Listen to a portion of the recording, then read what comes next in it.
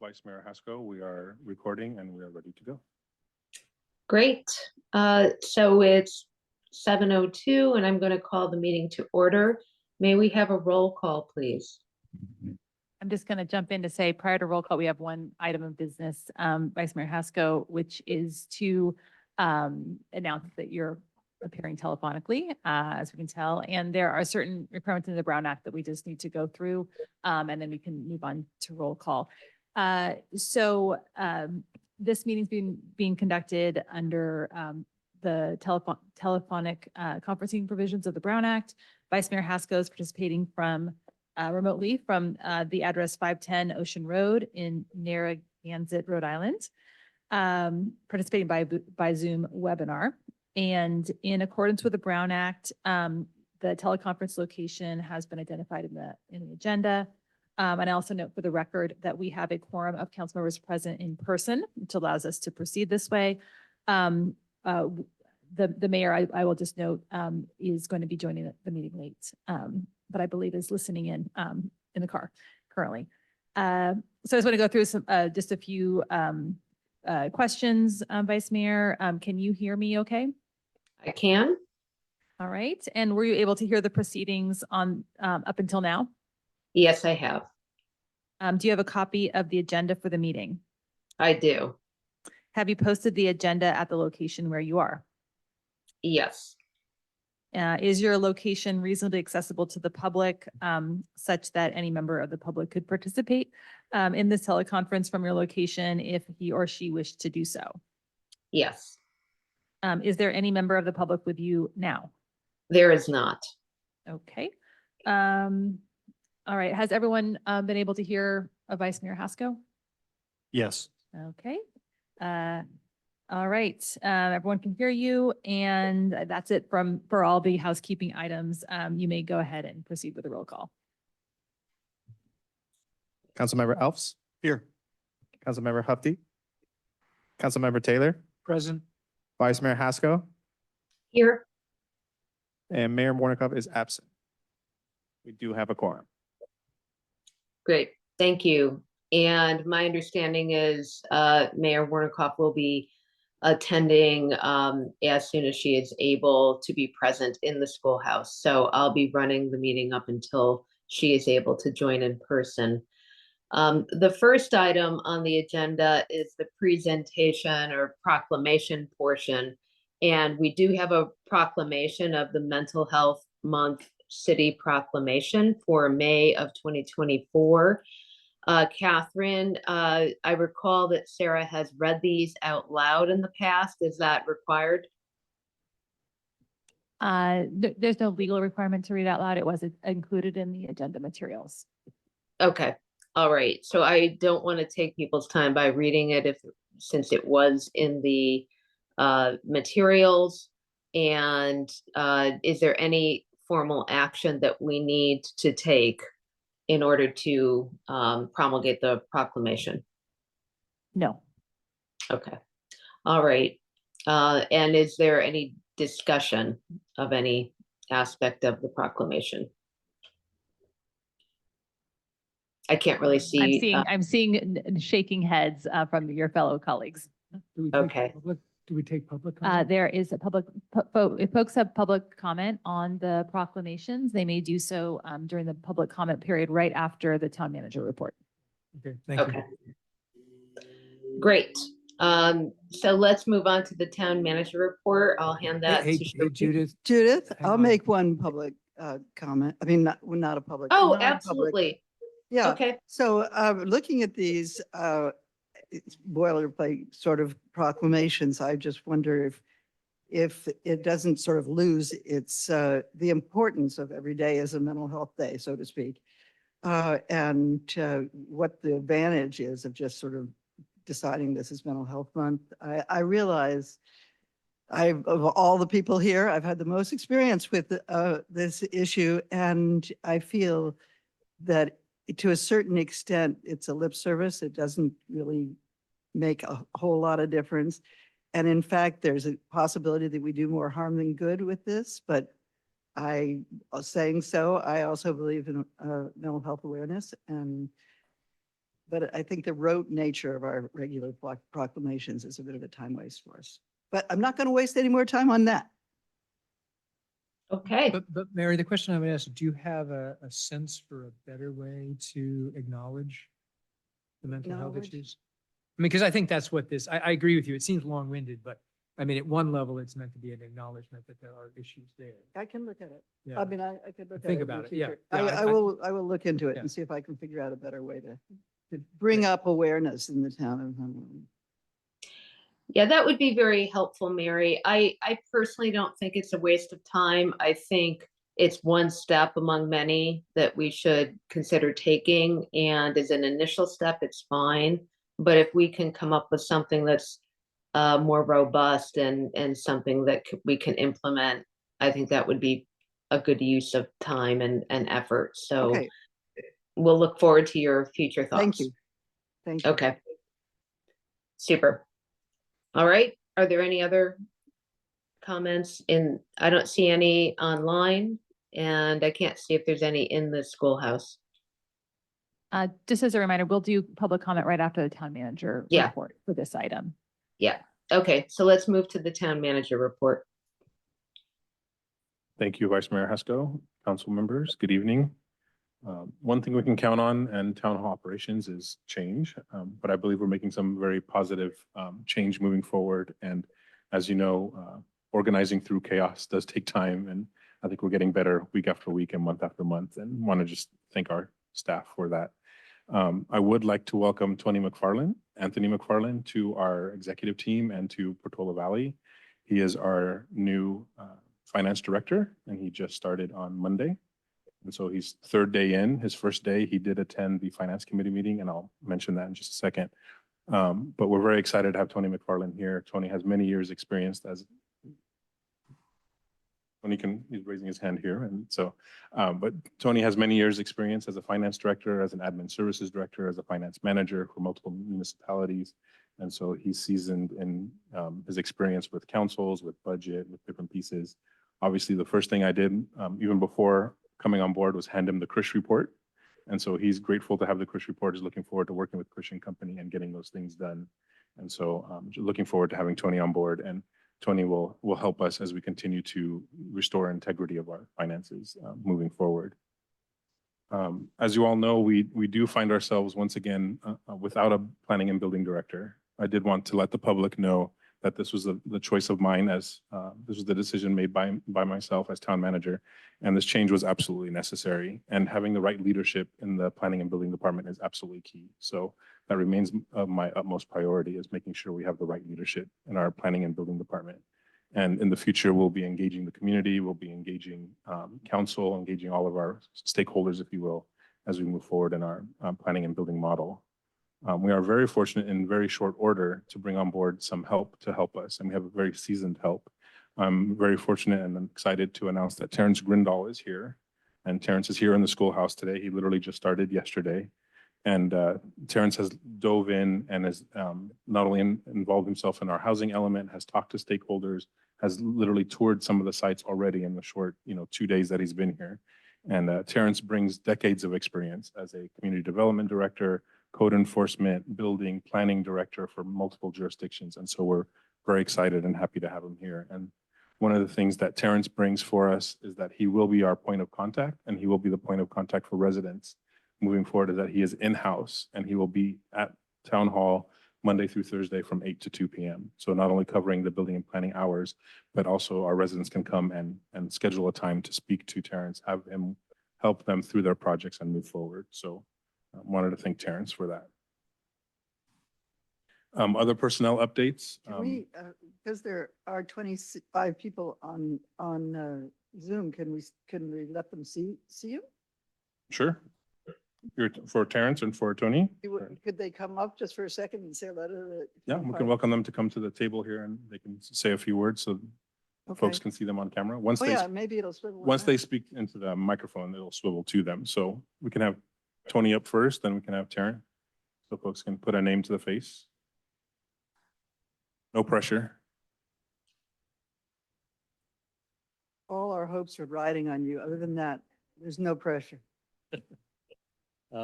Good evening, council. My name is Tony McFarland. I am the new finance director for the town of Pocatello Valley.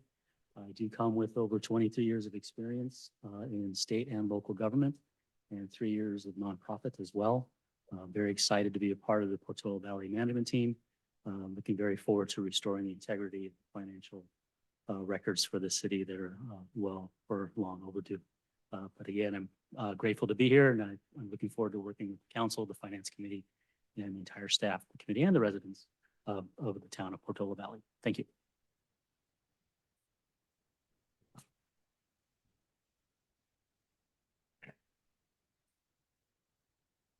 Thanks for the opportunity to speak. My name is Terrence Grindal. I'm going to be helping out with the planning and building department.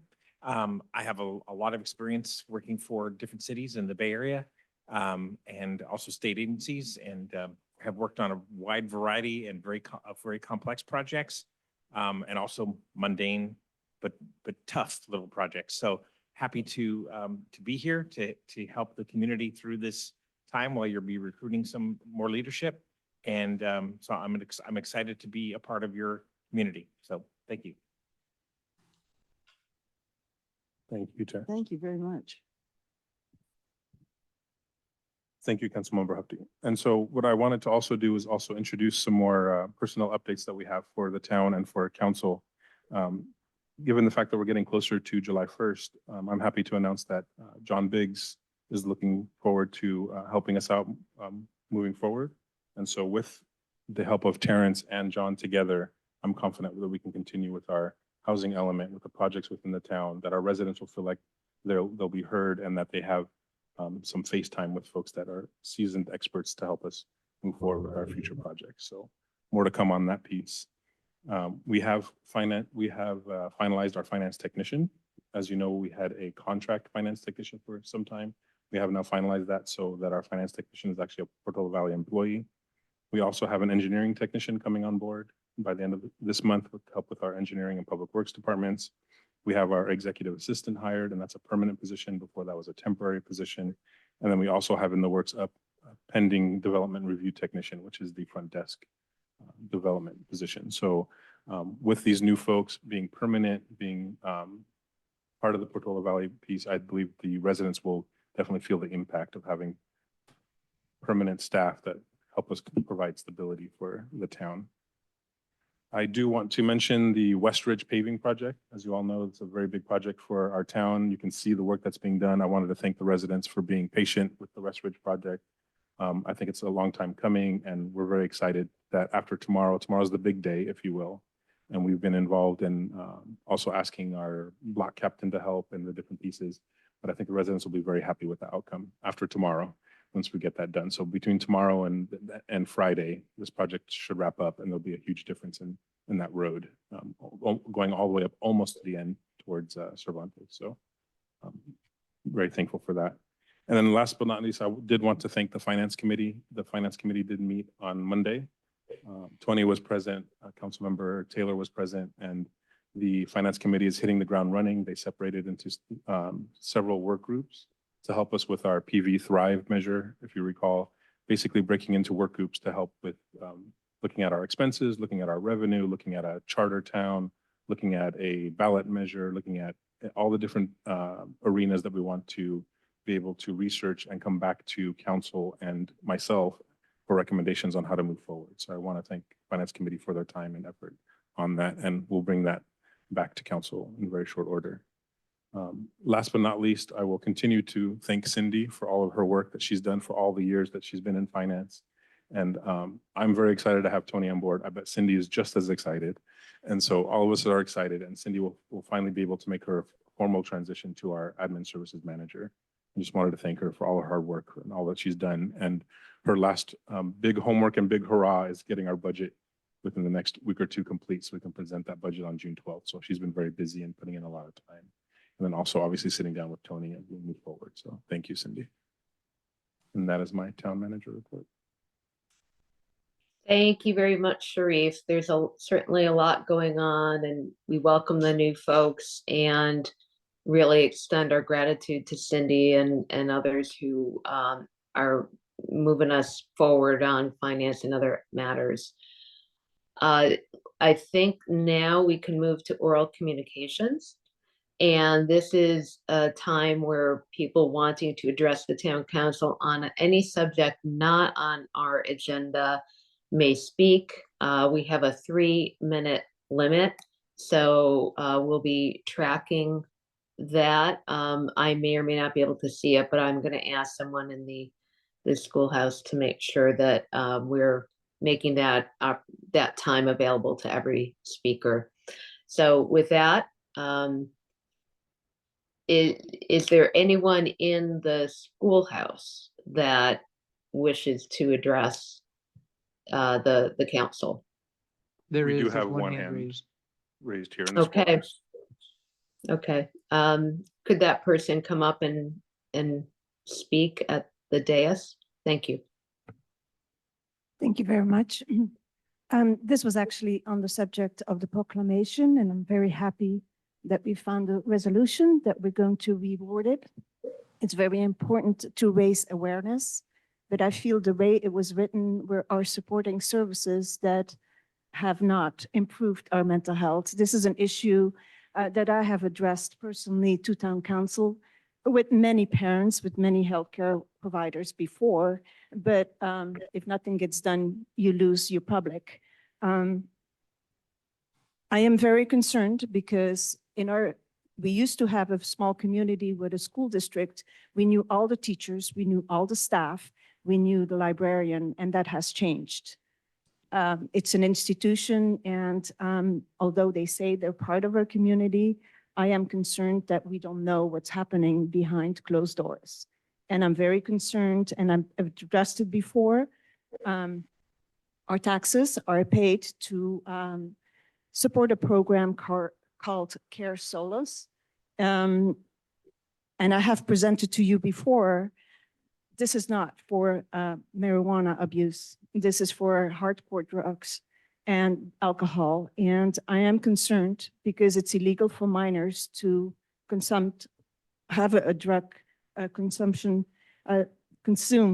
drugs and alcohol. And so I would like to understand why our law enforcement and the contract stipulates that they contracted and they provide services to the school. So I would like to understand how they are preventing this.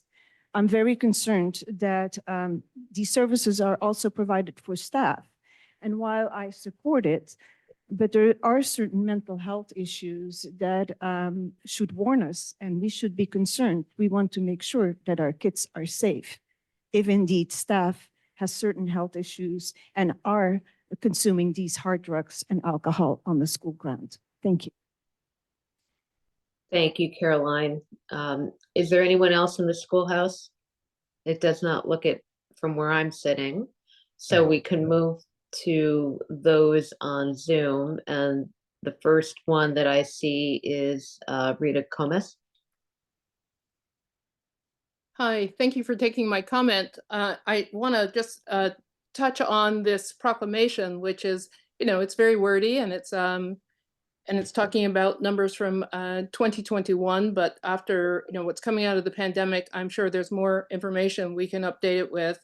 And one of the ways that we can add more meat to our mental health proclamation is that we can get a report from our sheriff's department and also create events in town for teens, young adults, families, and seniors to connect.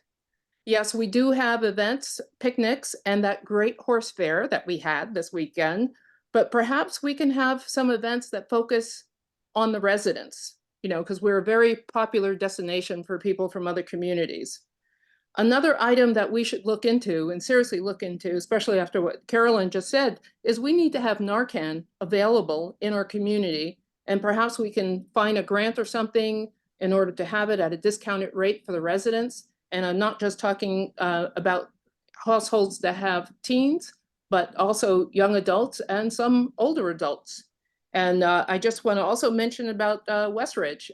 These guys are doing a really great job. They're doing a great job communicating. If you live between Alpine and Cervantes, and you can stay off the road tomorrow to get this job done right, appreciate it. So thank you for all that you do. But really, I'd gladly be a reader if we rewrite this. Thank you. Thank you, Rita. Next, Ronnie Krasinski. Hi, thank you. I wanted to say welcome to the new staff, but I didn't quite catch what the position or role of Terrence Grinwald is, and if it's temporary or permanent, if you could clarify that. Thanks. All right, I am not seeing any other hands up on Zoom at this point for oral comments. Oh, there's one more that just came up. Christy Corley. Yeah, thank you. I have a few questions as well.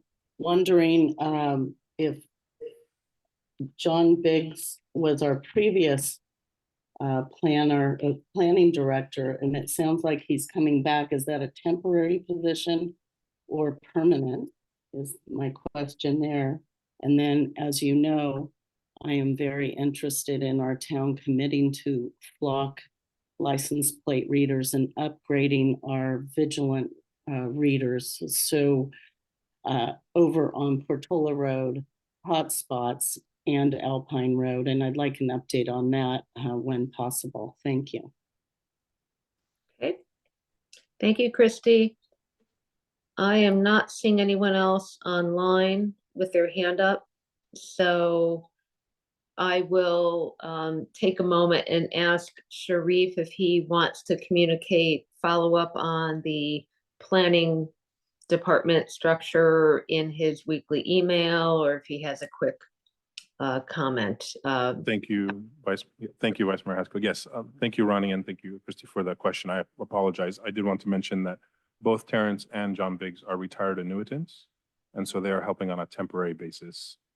Moving forward, they have restrictions on their CalPERS restrictions based on their retired annuitant status, so they are temporary.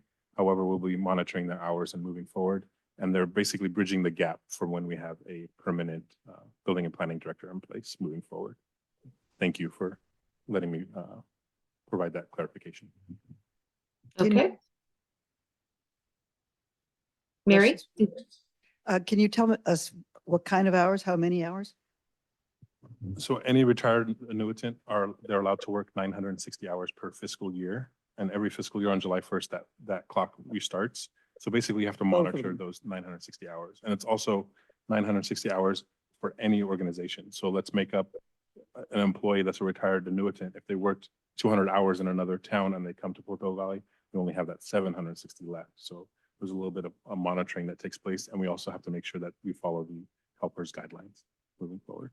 But Terrence's role, as he is here now, is the point of contact in helping us manage the day-to-day operations of the planning and building department moving forward. Thank you. Okay. Thank you. Next on our agenda is the consent agenda. And I have one item that Mary and I are proposing to postpone to a future date, which is 5C. We've had some questions and realized we can help the understanding by answering some of those questions with a revised cover note. So we will bring that forward at a future meeting. So we are left with items 5A, B, and D. And does anyone have any, this is public comment on the consent agenda, right, Catherine? Yes, that's correct. Yeah.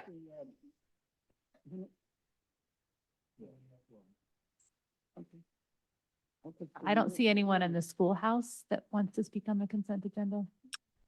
And I don't see anyone online with their hand up. So bringing it back to the council, does anyone have anything they wish to pull out of 5A, B, and D? No for me. No. Okay, then Mary, if you're No, okay. I'm okay. Okay, I so have a then minor correction on the minutes, but it's not. You don't need to pull it for that. Do I have to? No, we don't have to pull it for that. We can just pass it on. will you forward that to Catherine or Corey? Yeah. Okay. Can I have a motion to I'll move to approve? approve items 5A, B, and D. Second. All in favor? This does need to be a roll call vote, actually, because I forgot to mention that part because of the remote appearance. Oh, thank you. Thank you. Roll call vote. Councilmember Alves. Aye. Councilmember Hufty, Aye. Councilmember Taylor, Aye. Vice Mayor Haskell, Aye. motion carries. Great, thank you. All right, the next item, item 6, is a public hearing and proposal to adopt a resolution approving a revised master fee schedule for the town of Portola Valley's administrative building, public works, engineering, and planning departments. Does staff have a report to present? No report, just a quick summary. Okay, Good evening, Mayor and members of the public. Tonight, we are here to present the annual update to the town's master fee schedule. As you may know, this is an annual process in which council has an opportunity to review the list of fees charged for services by the town and adjust accordingly. The metric used for the adjustment is based on the Consumer Price Index, or CPI, for the San Francisco Bay Area market. Historically, the town has adjusted fees annually by the February 12-month index. This year, the CPI for February is 2.4%. The recommendation this evening is to adopt a resolution to revise the town master fee schedule and adjust all fees by CPI. Staff also intends to proceed with the user fee study and Nexus study next fiscal year.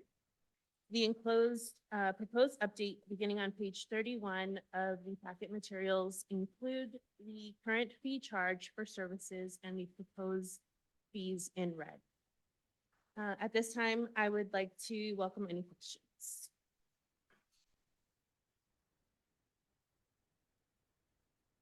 So I just wondered if you had seen the public comment on the fee schedule that came in? Yes, I did. I did review that and I did see the reference in terms of the Alpine Inn parking fee. This will actually be part of that analysis next fiscal year with the user fee study and thank you. Other questions?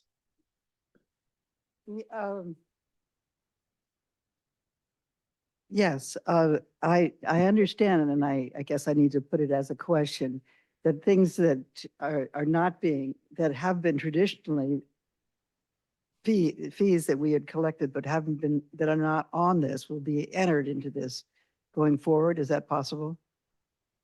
So any new fees would need to be part of that Nexus study. There would have to be. The what study?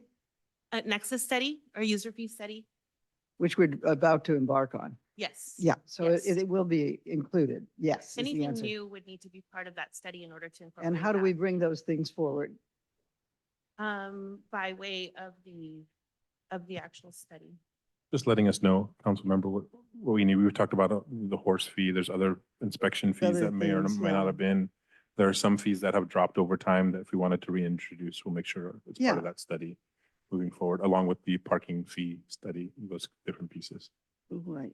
If I The may, the other thing I'm sensitive to as far as the public, general public, and is that general hue and cry that you can't even get any information at all without a big fee being put on you so that people don't come to the town hall and find out whether they can do an ADU or whatever it is that we want them to do, that they're getting cut off because of big fees being requested. Is that considered in your presentation? I mean, at what stage will that be addressed? Councilmember Hufty, are you talking about the actual fee itself, the price of a fee, the cost of a fee? Yes, that Yeah. you have to pay those up front. So the user fee study and the Nexus fee study will come to council. It's then council, we will make recommendations as staff of what that fee should be. It's then up to council to decide whether or not they want to fully recoup that fee or provide a subsidy to that fee. For example, if we have a yoga class and the yoga class, our cost is $100, council might say, no, we want that to be $60.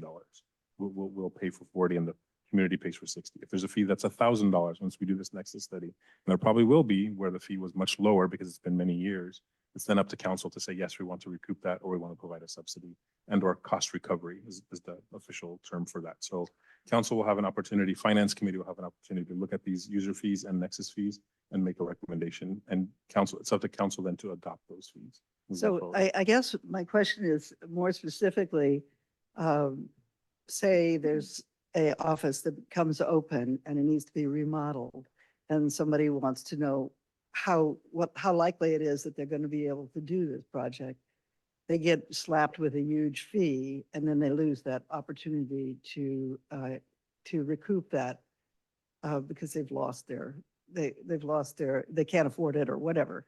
So if there was a possibility of just getting a little feeler, having them be able to have a little feeler without having to pay a $5,000 fee for small businesses, it seems that could be helpful.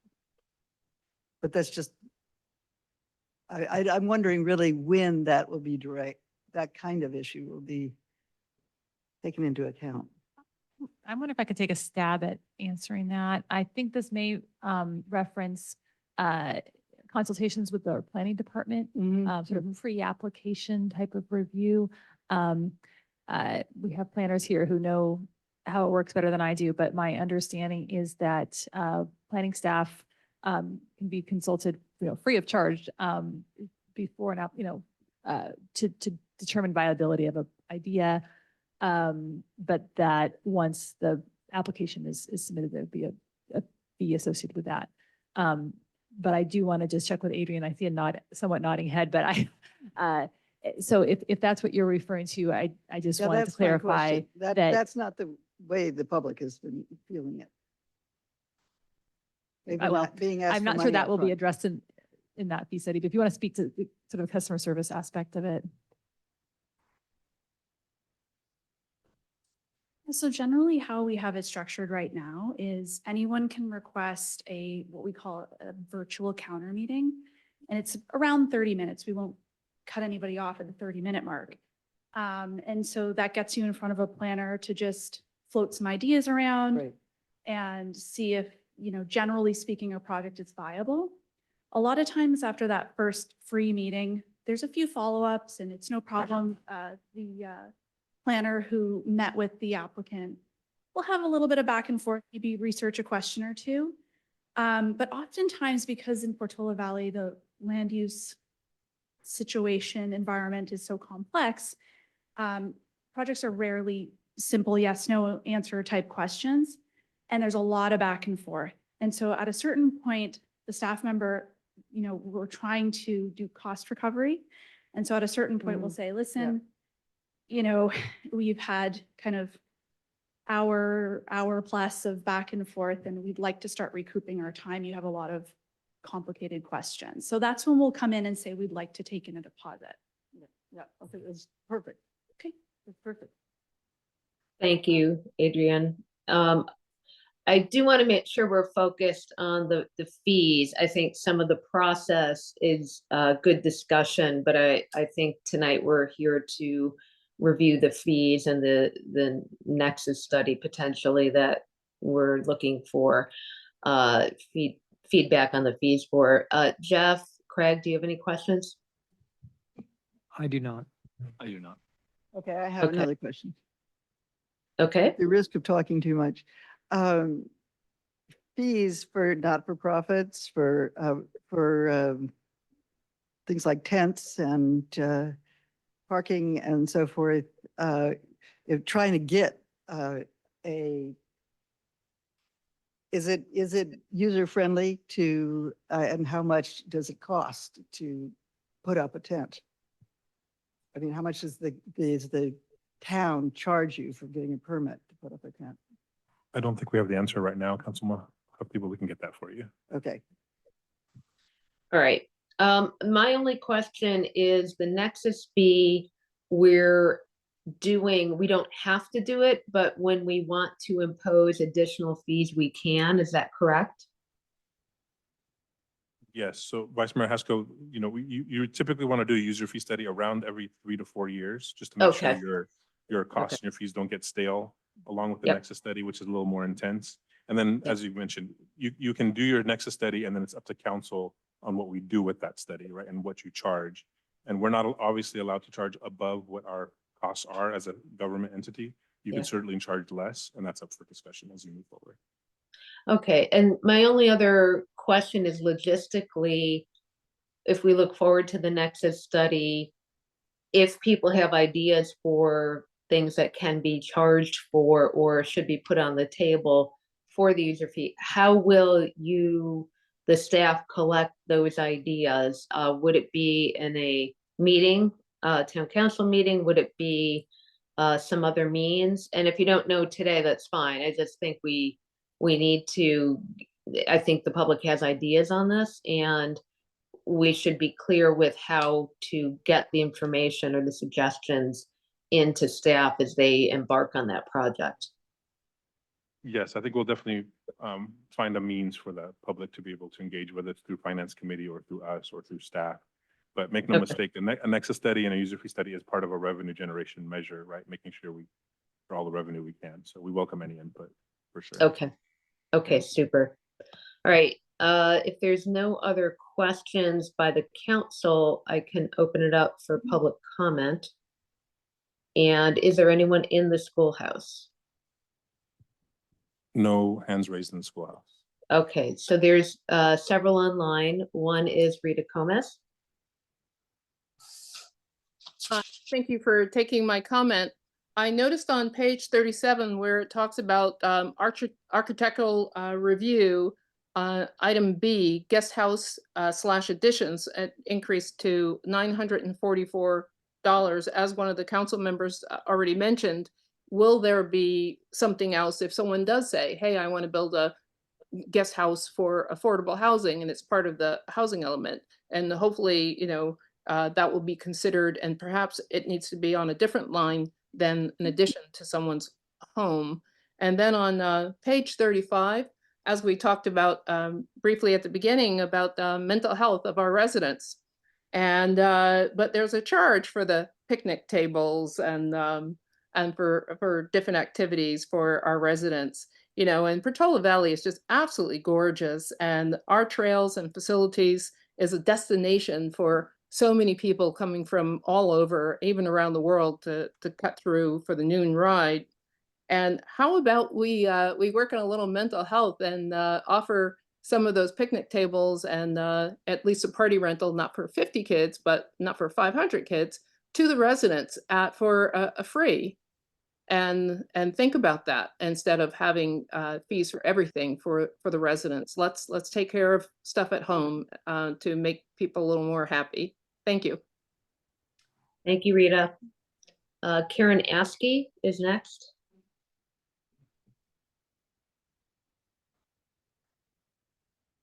Hi, everyone. Can you hear me? Yes.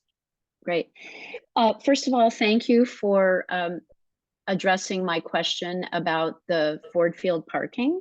And a point of clarification in my letter, we actually were charged $800 for parking at the Christ Church versus $700. So I just wanted to update you that I was incorrect on that.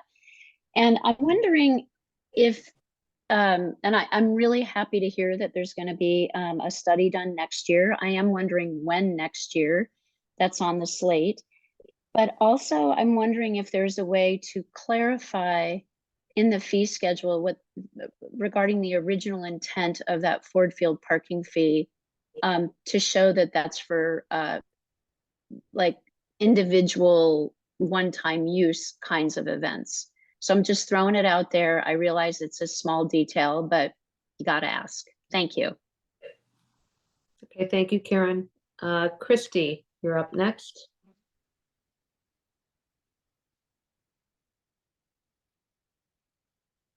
Yes, I was wondering about developmental fees.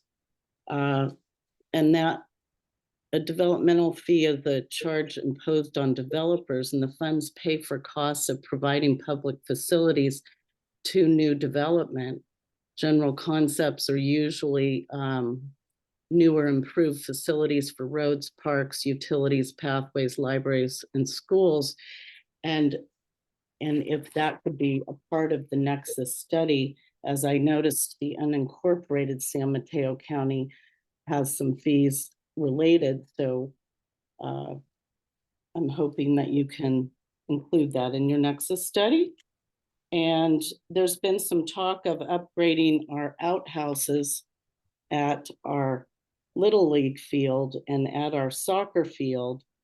And I do believe the residents are requesting better facilities rather than outhouses. And I've been bringing this up for many, many years. So I'm wondering if you can give us an update on giving the residents that. Thank you. Okay, thank you. I don't see anyone else with their hand up online. And so I think bringing it back to council for discussion, I don't know if you want to hit on any of the specific points already raised, if people want to hear responses to some of those. Any discussion? Jeff, I'll start with you. No, I mean, it's a fairly incremental, it's a very small change to the fees, and obviously it's important we keep doing these. I didn't really have any specific complaints. I was fine with it as it is. Okay, thank you. Mary, how about you? I'm fine with it, knowing that we're about to get a full analysis of it. Okay, and Craig. Yeah, I agree. I mean, what's here is a small increment, just a CPI basically. When is the nexus gonna happen? Like, what are we targeting for that? Because that seems like that's actually the meat of most of the questions and comments. No, That's a I good guess I'm addressing question. you to Well, Sharif, yeah, the number one priority right now, as we all know, is getting through our audits, our 3 years of audits and getting fiscal year 22 and 23. Discussed that with Tony as he's getting on board. In very short order, the number two priority is getting the budget, which is due on June 12th, getting that out. I would say the third priority is this fee study and nexus study. So the first piece would be putting out the RFPs for that, which would happen in short order. So I would say late summer, beginning of fall, that this would be not only the RFPs would be out, but also that we would be starting the process. So the first half of this year. It's easy to say next year because June is next week, and so the new fiscal year is, we say next year. Sure. So in very short order, But are we talking? that we within would 3 to 6 months, we would Yeah, be so starting in- this but- measure. Finished by the end of calendar year? That would be ideal, yes. Okay. I mean, I guess that's what I'm looking for is, a commitment to, end of calendar year seems pretty generous. Like I would expect we could get that done. So I think that was the commitment I'm looking for is by the end of the calendar year. Whereas I understand, we'll get it started, we'll put out the RFPs, et cetera. But if we can target getting this done before the end of this calendar year, halfway through the coming fiscal year. Right. Thank you. I agree. Thank you. Okay. My question is a little bit more along that process, which is the RFP. I assume you engage an outside contractor to do the study. How long a process is it for the RFP? Is it weeks or months? I would say in my experience, and I'm looking at Tony, about a month, I would think the RFP would be open for. So yeah, you don't open up the RFP for more than, it's not a months long process, if you will. And the players out there, the consultants that are out there are pretty well established and used to these type of requests. So yeah, just depending if we get, depending on the pool of applicants and their timing. So. Okay.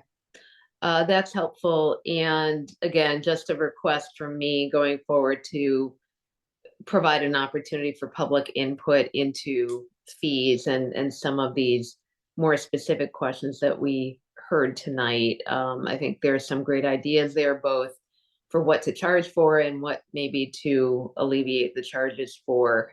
So I would want to cue the public in on the time for putting those forth, recognizing how busy you all are. But I have no other comments or questions. So shall we have a motion to adopt the resolution approving the revised master fee schedule? So move. Okay, Second. and then roll call? Councilmember Elves. Aye. Councilmember Hupkey.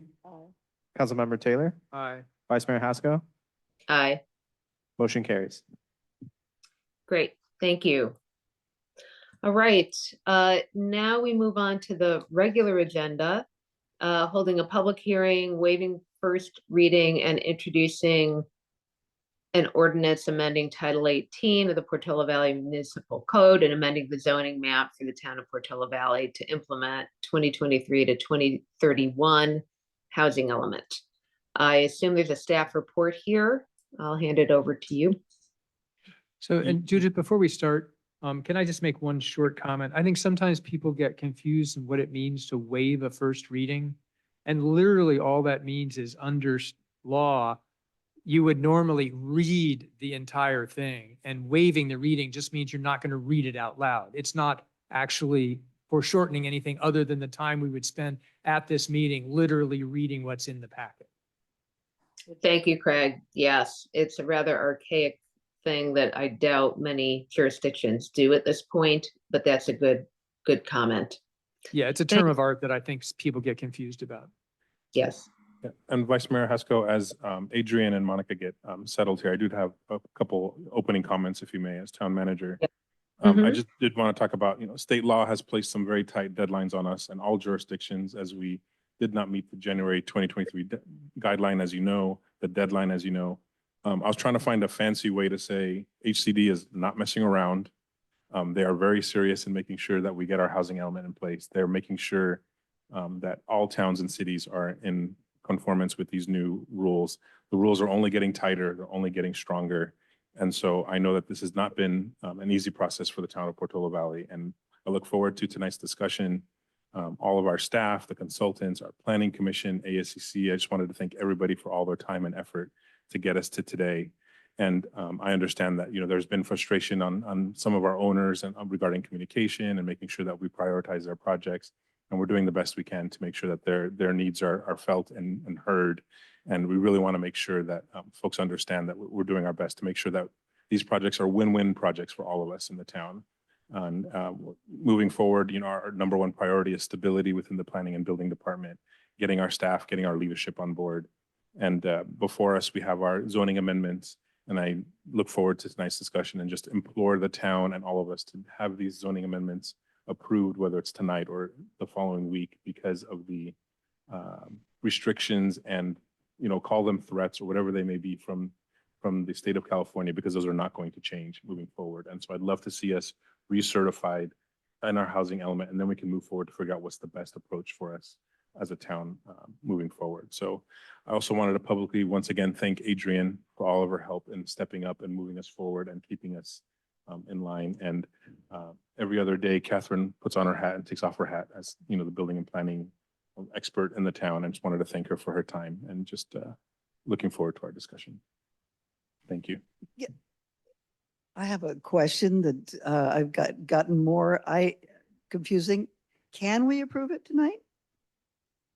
Wait, well, okay, I want to be careful here. Let's let the presentation play out first, and then we can ask the questions. Thanks. With that, I'll hand it over to Adrian, our senior planner. Thank you. Thank you for Sharif for that introduction. I appreciate it. Again, Adrian Smith, senior planner with the town. So I'm going to take you through our agenda item this evening, where council is going to consider adoption of an ordinance amending the zoning code and zoning map.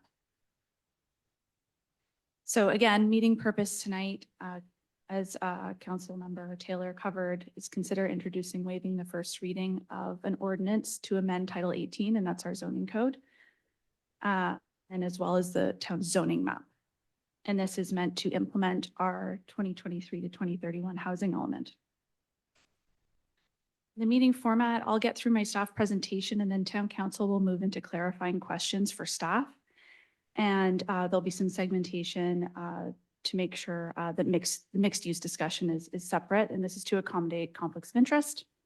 We'll get to public comments and then again return back for town council discussion and segment as appropriate once again. And Adrian, if I could, this is, I think maybe a good juncture to just elaborate on the segmentation procedures and why we're using them this evening. So the community is probably familiar with conflicts of interest, and we've had several commissioners have to follow this procedure due to conflicts with certain sites in our housing element. And the council followed this procedure previously with the housing element itself. So as you may recall, earlier in the process, Mayor Warnikoff has recused from discussing Willow Commons due to personal finances and for convenience, has also recused on the other properties in the Northwest Triangle, namely 4370 Alpine and 4394 Alpine.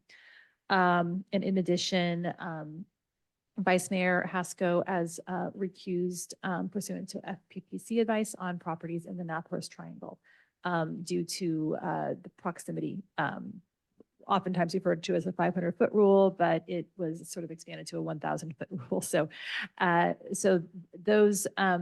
those properties are both being proposed for mixed use zoning. Sorry, all three properties are being proposed for mixed use zoning, which actually kind of makes it convenient because that is one sort of finite area in the zoning code where we are going to be segmenting the discussion. As a result of that, if the non-conflicted council members, meaning you three to my right, wish to discuss the mixed use designation or any policies around, regarding those specific properties, we need to provide an opportunity for the mayor and vice mayor to recuse, step out of the schoolhouse, and there is also a procedure on remotely, which is to turn off your camera. And so we're going to be segmenting it so that the mayor and vice mayor can do so. As far as the process, as Adrian said, it's going to pretty much start off as per usual. The staff presentation will proceed and public comment. The conflicted members can hear public comment about the mixed use designation. That is not an issue. It's just that they can't deliberate on it or vote on it. So that's going to proceed as usual. Once we're done with public comment, that's the time for clarifying questions. And I would suggest, just because clarifying questions, sometimes can be about get into discussion. If you have clarifying questions about the mixed use zone or anything about mixed use, I would suggest that we just allow the mayor and vice mayor to recuse during that portion. Any other clarifying questions, can just proceed as usual. Following clarifying, sorry, that clarifying would come after the staff presentation. Following public comment, and that's when we would start our segmented discussion. And I would suggest that we start with with any discussion about mixed use, and have the mayor and the vice mayor recuse during that portion. Once you're done with that discussion, questions, more questions to staff, what have you, then we would invite them back in and cover the rest of the ordinance, the multifamily, the parking, et cetera. So that's basically the process. If there is a vote tonight, then we would need to segment the vote as well. This is actually different than what the housing element was. And I just researched this because I was a little bit surprised to learn that the FPPC has an exception under its regulation for segmentation with respect to general plans and general plan amendments, which would include the housing element, which means that so long as you follow the segmentation, then when you come back in, you can vote on the housing element as a whole, as the mayor and vice mayor did. However, with zoning, for whatever reason, the FPPC has not provided that opportunity, and instead, under recent guidance, has recommended that we have separate votes. Right now, the ordinance is not set up that way. If there were a desire to vote tonight, I believe we could go ahead and have those votes separately. However, staff is anticipating that we might need 2 meetings to get to a vote. And so, if that's the case, then the vote tonight would really be to continue the public hearing. So Catherine? that was go ahead. Just a quick question, because it is pretty murky about the rules, right? So staff presentation, then there's going to be clarifying questions of staff regarding mixed use. I will recuse. Then there's public comment on mixed use, again, that I will recuse for. No, then- sorry yeah, about so that. that's the No, piece, the public, yeah. yeah, that is murky. I see the confusion. The public comment will be on anything regarding the rezoning, and you may listen to all of it. Okay, Listen to the public comment, even if it's about mixed use. And the reason for that is what the rules are really focused on is discussion and deliberation and voting. Listening to public comment is not a problem. okay, so the clarifying questions will be segmented, but then the public comments, we can all listen in. Correct. Okay, got it. Thank you. And Catherine, my other one quick question was, public hearings don't require 2 readings? Like that, you're saying you can get away with just a single reading? No, I was thinking that we would, that the introduction might take 2 meetings, or the staff is contemplating that the introduction may take 2 meetings. There will always have to be a second reading, which usually is on the consent calendar, but that would be a 3rd meeting. Right, but we're not going to vote on this. I mean, we can't vote on this tonight, is my Right. understanding. We have to have a second hearing, and we would vote at that point. Is that? You need to vote both times. So you need to vote on the But- introduction, and you need to vote on the second reading. Okay, We can vote tonight, but then it has to come back. If we were to vote tonight, it would come back either on the 29th or the next meeting on the consent, likely on consent as a second reading. got it. Okay. And just to add more rules upon rules, the second reading has to be at a regular city council meeting. Right. So it actually can't come back on the 29th. If you were to take action tonight, it would still come back on the June 12th meeting for a second reading on Yeah, your got consent it. calendar. Okay. Thank you. Thank you. So just taking a brief moment to talk about staff and consultants that have worked on this zoning code amendment update process. So obviously I'm here this evening in the schoolhouse. Terrence Grindall, who is only on day 2, but is now a member of the team, whether he likes it or not. He's been helping us out and he's jumping right in. He's of course supporting the planning and building department, providing leadership and guidance on an interim basis. Also on the team is Town Attorney Engberg. A member of her staff, Christy Bascom, is often working in the background as well. She's done a lot of work for us. And then our main consultant team, who's been working through all the drafting, is from Lisa Wise Consulting. Next to me this evening is Monica Sidlick. Her colleague David Bergman is joining us over Zoom. This firm has a ton of experience, but even just these 2 members of our team, Monica has worked on over 20 zoning code updates, and David has worked through 16 housing elements just in this housing element cycle alone. I didn't ask him for a greater number overall time, but so he's has a lot of wisdom to help us out in this process. So just a bit of background on what we're doing here. The zoning code amendments are required to implement the housing element. They are a stated program in the housing element. It's the first step to implementation, and that happens in 2 ways. The amendments bring the code into conformance with state law. They also implement a variety of programs in our housing element. And the amendments act to rezone several parcels to new zoning classifications, as we've identified on the housing element adequate sites inventory. So without rezoning these sites, we cannot develop them at the proposed densities and affordability levels that we've identified. So along with rezonings, the town may adopt objective development and design standards administered via non-discretionary ministerial review. And indeed, the town has opted to do that, and that's represented in our draft amendments. So all of these proposed development and design standards in the draft code must be objective, and they cannot introduce constraints to the development of our housing sites. So a bit of background also on the necessity of timely adoption of our code amendments. As everyone knows, on March 26th, the town was notified by HCD that our housing element is no longer in compliance with state law, pending the required rezones. This is because the town did not adopt the housing element within 120 days of the original statutory deadline. That was July 31st of 2023.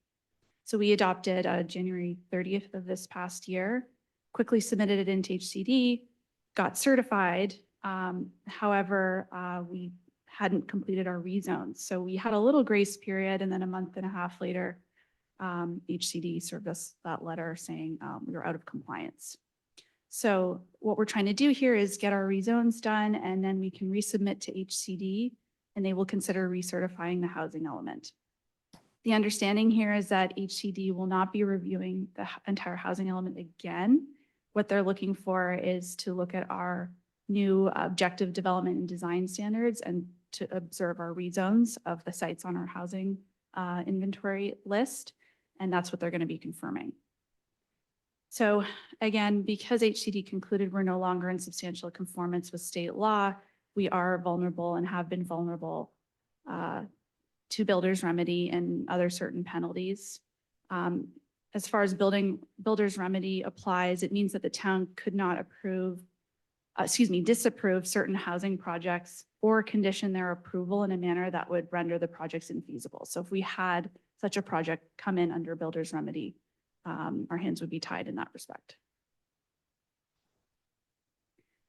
So we've certainly been under an accelerated review timeline, and we've heard very clearly from residents and decision makers, this has not been a preferred process. The town, as a group, prefers an evenly paced, calm, thoughtful process. And sure, we've been moving quickly for sure. We've also heard from some residents and landowners that have felt unengaged in this review process and that their concerns have not been heard. And also there's staff and consultants have been working at great speed trying to move this process forward, and oversights can arise here and there. We're certainly doing our best to catch all errors and get this done properly. Just a note on the housing element itself. It's part of our general plan. It's really a static document. It's not a document that you update over time as new information comes forth. Because anytime you opt to update your housing element, you do need to resubmit it to HCD for re-review. And that's an unnecessary risk, really, to keep reopening it and changing it. But certainly new information can become available over time. Priorities can shift in town. Our housing site owners, they might have changing realities, and we have to adapt as necessary and do what we can to meet the town's commitments in the housing element. So in that respect, the town is certainly going to support the affordable housing goals of its housing site owners. A good example is Ladera Church. They're endeavoring to build some affordable units, and we are going to do all we can to support them in that process and facilitate their project. We may have to confront some issues such as no net loss law, which would mean if we have a shortfall of sites, we're going to have to identify other sites to make up for those units, and that's something we'll just have to handle. We also have a reasonable buffer as well built in. We may be able to make use of that as well. So there are things we can do when a housing site is perhaps not going to develop as we thought it would according to the housing element. So just generally how this process has gone, beginning with the Planning Commission. Staff and consultants first proposed a draft, and that reconciled issues of nonconformance with state law. We also added in new definitions and figures to clarify concepts. We proposed a series of objective design and development standards based on best practices, what has worked in other jurisdictions, and reflective of land use patterns and forms observed in town. So this, of course, was handed over to the Planning Commission in March. They reviewed and wanted to pull in the ASCC. And from there, both commissions have added into technical development standards and refined the objective design standards. The technical development standards have required some site testing to ensure that projects can meet the density and expected unit production stated in the housing element. So I'll talk a little bit more about that. So here's just a timeline to take town council through what's gone on so far. So March 20th, Planning Commission first met. They wanted to refer to ASCC to get their technical expertise. ASCC met on March 25th and undertook a review. They held a workshop style session, and they also struck a subcommittee to continue work on the draft amendments offline. On April 3rd, Planning Commission and ASCC met jointly to discuss ASCC's feedback. It was determined at that meeting that ASCC should meet again, and so they did on April 8th in another workshop session to further refine their feedback for Planning Commission. They also struck an additional subcommittee at that time, again, to keep working offline outside of public meetings. On April 17th, the Planning Commission met to review ASCC's feedback. At that time, they went over a lot of new technical changes to the development standards, and that required site-specific feasibility analyses to ensure that we could actually build out those sites to the stated densities that we've committed to in our housing element. So at that time, a new subcommittee was struck, and that consisted of 2 Planning Commission members as well as 2 ASCC commissioners. And that subcommittee was intended to work directly with staff and consultants on the site testing results and other changes. Planning Commission got together again on May 1st, and it was determined they needed a little bit more time to work out the fine details. So they decided to continue that meeting for the subcommittee to do a little bit more work on reviewing site testing. And so they did that right after the May 1st meeting. And then they finally met on May 8th. And that's when staff and consultants presented a further revised draft for review. At that time, the commission passed a unanimous motion recommending to town council adoption of an ordinance amending the zoning code. And also one of the other things that they discussed at that meeting was forming a list for future consideration. So over the course of review, the ASCC and Planning Commission noticed that there was other opportunities for updating the zoning code that were maybe beyond the scope of implementing the housing element, but still matters that should be pursued. So cleanup of certain terms, clarifying language.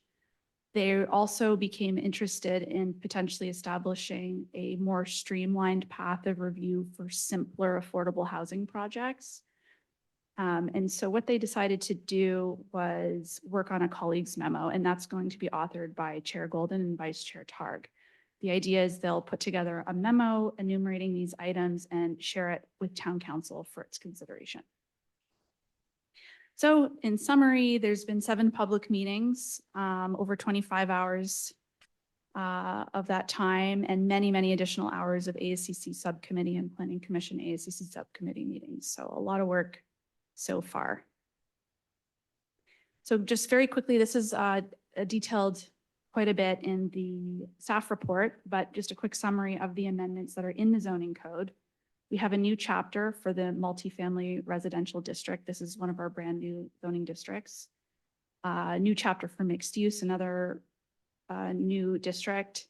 We've codified the affiliated housing program. It previously lived in our cycle 5 housing element. We thought it was time to actually get it codified into the zoning code. We also updated our off-street parking chapter, and that's to reflect parking requirements for multifamily and mixed-use zones. And we added bicycle parking in there as well. And then we made a series of updates to other chapters, including definitions, districts, residential districts. We had to strike a couple requirements and reasonable accommodations that was required by HCD to be in conformance with state law. So we had to do that. We also made a few amendments to single family residential just to be in conformance with our new districts that we've introduced. We also clarified in our SB9 chapter that if you are making use of the opt-in program, you can't also apply the SB9 legislation as well. And finally, we made a couple updates to the signs chapter just as they relate to the new residential and mixed use districts that we're introducing. And then we've also made amendments to our zoning map. We've added color. It's currently a black and white map, so we've added full color to distinguish the different zoning designations. We've added a full legend as well. This helps a lot with readability. And of course, we've got new locations for our brand new districts and the affiliated housing combining district. You'll see that as well. So this is current to new and proposed I think it goes a long way to improving usability. Okay, so this is something new that has come up since publishing the packet. Staff and consultants have been working with our town attorney, and we'd like to propose to town council 3 additional amendments that aren't currently reflected in your packet. These are proposed for clarity and consistency. I want to be clear that they do not impact the analyses conducted by the ASCC and the Planning Commission. So we're not introducing anything new that they didn't have a chance to already consider. The first thing here is just improving continuity with our coverage area ratio and floor area ratio. So in the draft, you'll see that the CAR is 0.2 and the FAR is 0.22. And really, we need these 2 measurements to be consistent. So this is just a technical correction for internal consistency. Number 2, for multifamily 23 projects, this applies to the Ladera Church site. What we want is to allow for all required parking to be surface parking. So this would eliminate the need. The current code, how it's written, is that all residential districts, the primary resident parking needs to be in a garage or carport. And then guest parking is allowed to be surface. So what we've realized here is this could be a real hindrance, especially for affordable housing projects that are trying to provide parking. Having to provide covered parking and subgrade parking is could be a great expense. And so what we're trying to do here is allow for all site parking to be surface parking. And again, this is just for multifamily 23, and currently we only have 1 site that falls under that designation, and that's Ladera Church. So this is just the proposed language we want to add. So you'll see in red line, this requirement does not apply to the multifamily 23 zoning district. We're pretty straightforward. I will say we actually, in our site testing feasibility for the Ladera Church site, we actually assumed this already. And then we realized our error, that assumption was wrong, that resident parking had to be covered. And we thought that's not a good idea to carry that forward. Let's allow for all of it to be surface parking. And then number 3, I'm just going to invite Town Attorney Engberg to jump in. She did author this amendment for us. Yeah, so this is an example, I guess, of learning as you go. The city of Saratoga, where my firm also serves as city attorney, recently adopted its housing element and rezoning. They actually did it at the same time. And their HCD approved of their housing element, but had some feedback on their zoning, basically pushing back on their multifamily zoning because it didn't clarify that the projects would be permitted by right without discretionary action. It wasn't expressly said in their zoning code, and so they are looking to potentially add that language. That, of course, is the intent here, that's the purpose of having this objective design standards. And so this language is intended to clarify that, in accordance with housing element law, housing developments with minimum density of 20 units to the acre shall be permitted, I'm just paraphrasing, permitted by right. And then we also thought it would be helpful to clarify that this would be the ASCC that would review the project for consistency with the objective standards. Thank you. So we talked about this. Next steps, we're thinking town council can meet in a special meeting next Wednesday on the 29th as needed if they would like to continue the discussion. And then on June 12th, town council would meet for its second reading on adoption of the ordinance. And then hopefully after that, we'll be wrapped up. So that concludes my presentation. I'm certainly available for questions. Monica Sidlick from Lisa Wise Consulting is to my right. We have Terrence as well for any other support. And then also from Lisa Wise is David Bergman. He's on Zoom if we need his expertise as well. So thank you very much. Great. Thank you, Adrian. And now we start on the tricky business of the segmented clarifying questions. So do people have questions on the mixed use aspects of the zoning code amendments? And if so, I will recuse myself. I'll turn it over to the town council. Any questions? I have questions on it. Okay, so I'm gonna go off and recuse myself, and then I'll be back on after that discussion is done.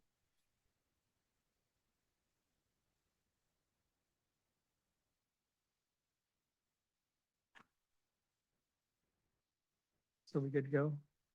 Mayor, let us know that she's still on her way, probably back in about 10 minutes. So I think this Good. time will work Yeah, out well. One per. So can I start my questions? We good? Great.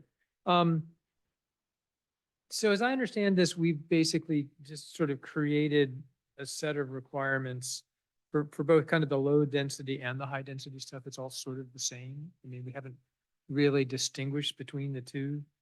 I mean, some of the public comments that came out were, things about the burden on some of the smaller, like, the MF24 and the MU36 being effectively kind of high density requirements. So I guess what I'm wondering is, how much of that is true? If it is true, what are the consequences? And then, can this stuff be modified? I mean, one of the things I don't understand, and I'll probably re-ask this question when we get to the general topic, is can you modify the zoning stuff later, or once you've sort of, opened the barn door, so to speak, you're kind of stuck with what you've done? So I realize it's kind of a broad ranging question, but I think you get the gist of it.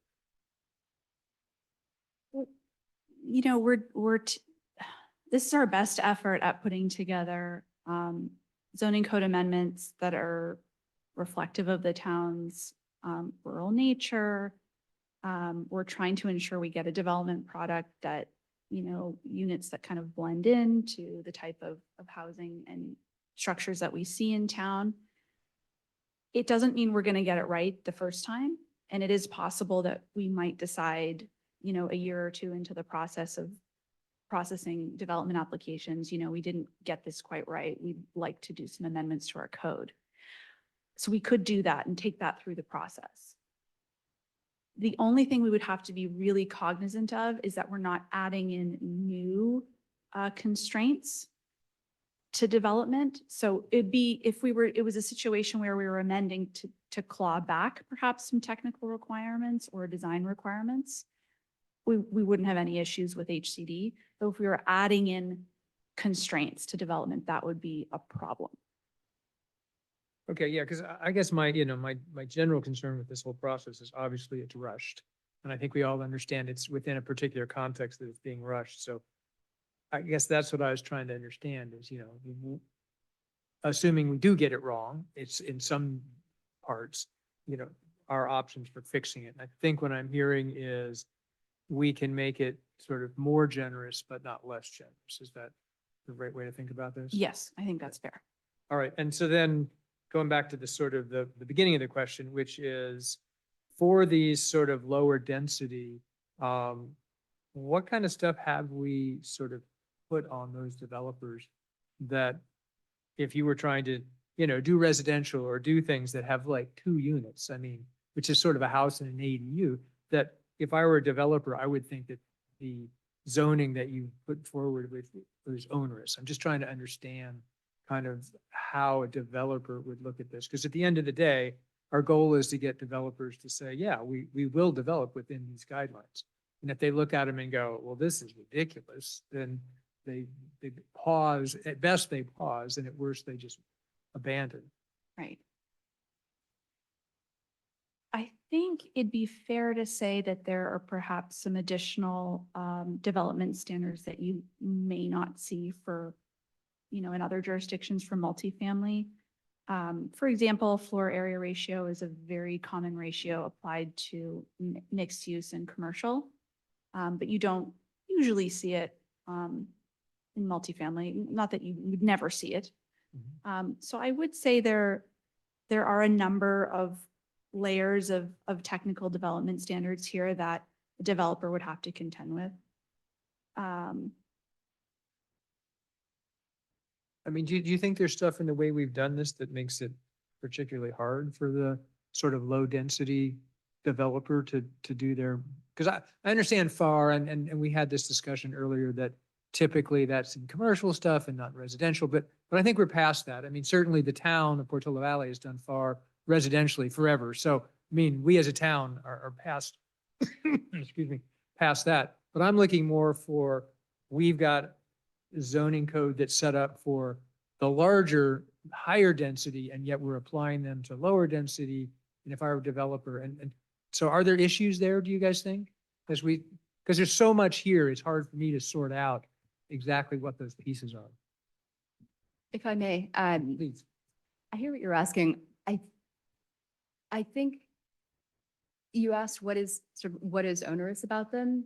It may be, the best answer to that may be just that there's a minimum density required for these zones. Whereas previously, the entitlement to a property may have had a maximum density or a sort of maximum build out. In this case, because we are trying to achieve this build out for the site inventory of the housing element, we do have a minimum density. So Right. there's that. When it comes to development standards and design standards, there's nothing in these that wouldn't apply just as well to single family as opposed to multifamily. Some of the standards say, well, if your building is longer than X feet, I think 65 feet, then you have to incorporate certain recesses. That just wouldn't apply to smaller scale development. But there are no standards that would apply to small scale development that are just incongruous with what a small scale form would be while demonstrating good design. Okay, thank you.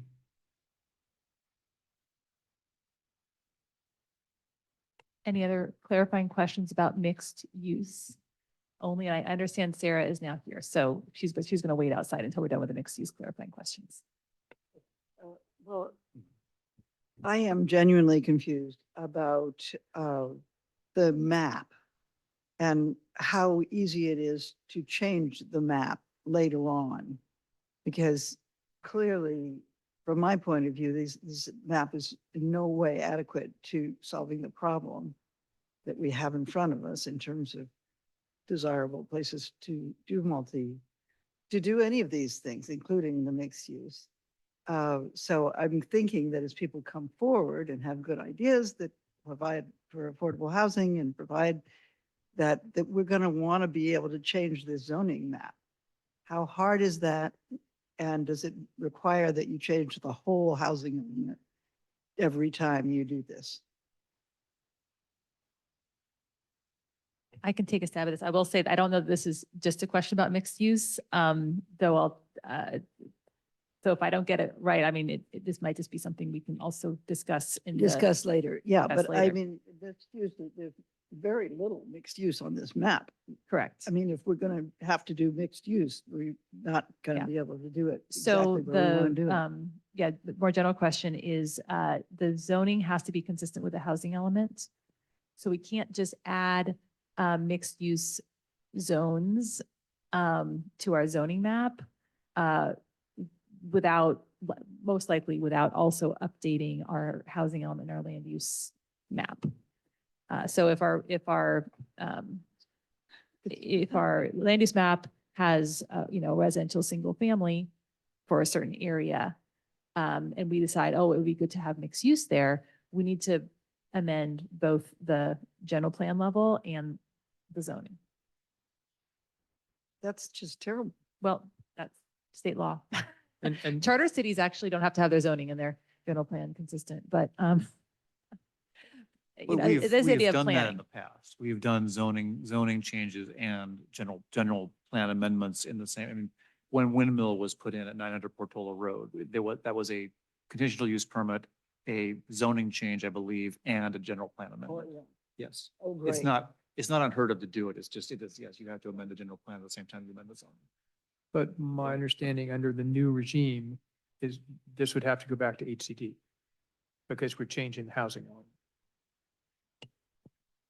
So if, probably, I mean, if I could imagine if you want to add a bunch of sites and increase your capacity, you probably would have to go back to HCD, but I don't anticipate any issues. If we were to add, several additional mixed use and new multifamily,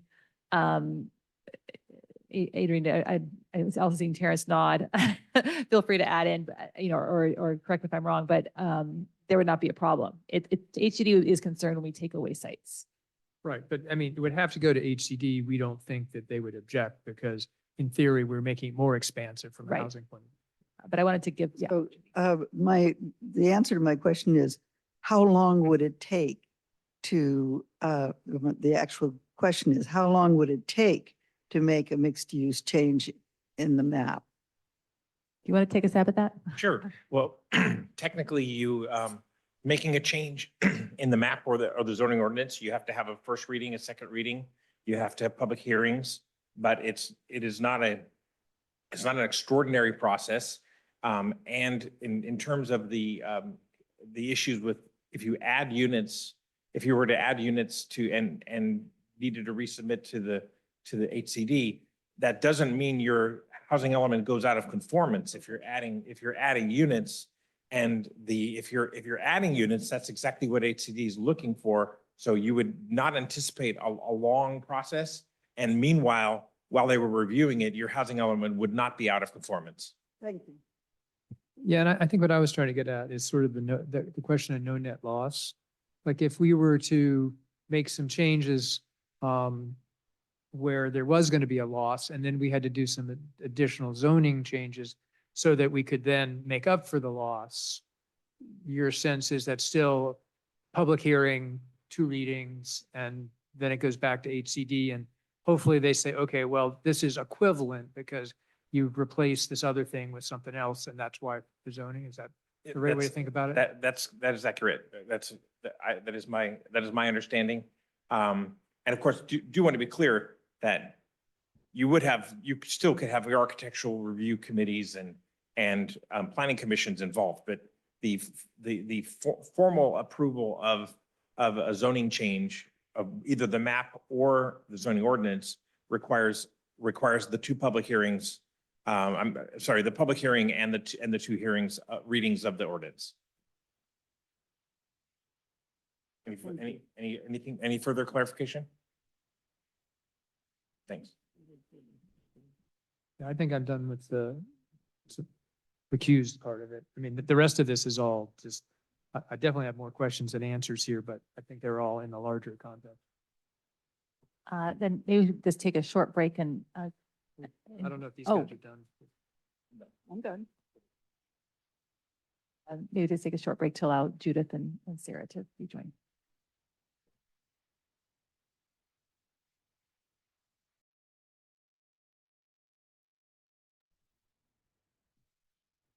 All right, calling the meeting back to order. And we've just finished clarifying questions on mixed use, and now we're going to be moving to clarifying questions for multifamily.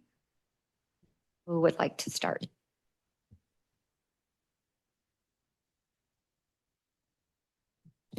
And one thing I guess I would say, Catherine, just because there are some questions that I might assume apply to both mixed use and multifamily. And because I didn't have the benefit from hearing my colleagues' questions on the things that are relevant to multifamily, what can be done so that I can hear those questions and answers that are for the ones that are relevant to both. So I have the same benefit as the rest of the council.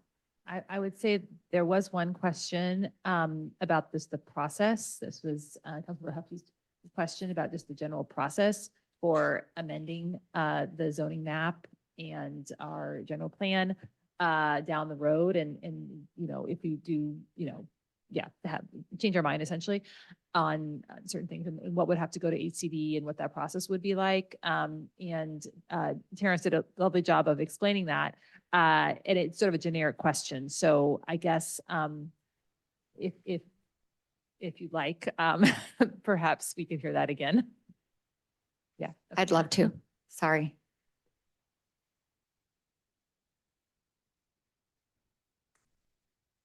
Certainly, and it's, the question was, just to restate it, the question was if the town wanted to change the zoning map in the future, what's the process for doing that and how does that involve HCD? So the process to make a change in terms of adding a housing site, adding units, would be just like any other zoning change. You'd have to have a public hearing and the two readings. And then you would have to submit that change to HCD, but given that you'd be adding units rather than subtracting them or even replacing them, it should be a fairly straightforward process for HCD. And meanwhile, your housing element is still in conformance. Your housing element doesn't go out of conformance immediately by making that change. So that was the answer I gave before. So sorry for those that had to hear it already. Thank you. Well, while we're on that, maybe I'll ask a follow-up to that is, so it sounds like if you're adding a new location, but what if you are amending, what if you would like to amend the zoning language, let's say to simplify it within the existing zones that we're aware of? No, absolutely.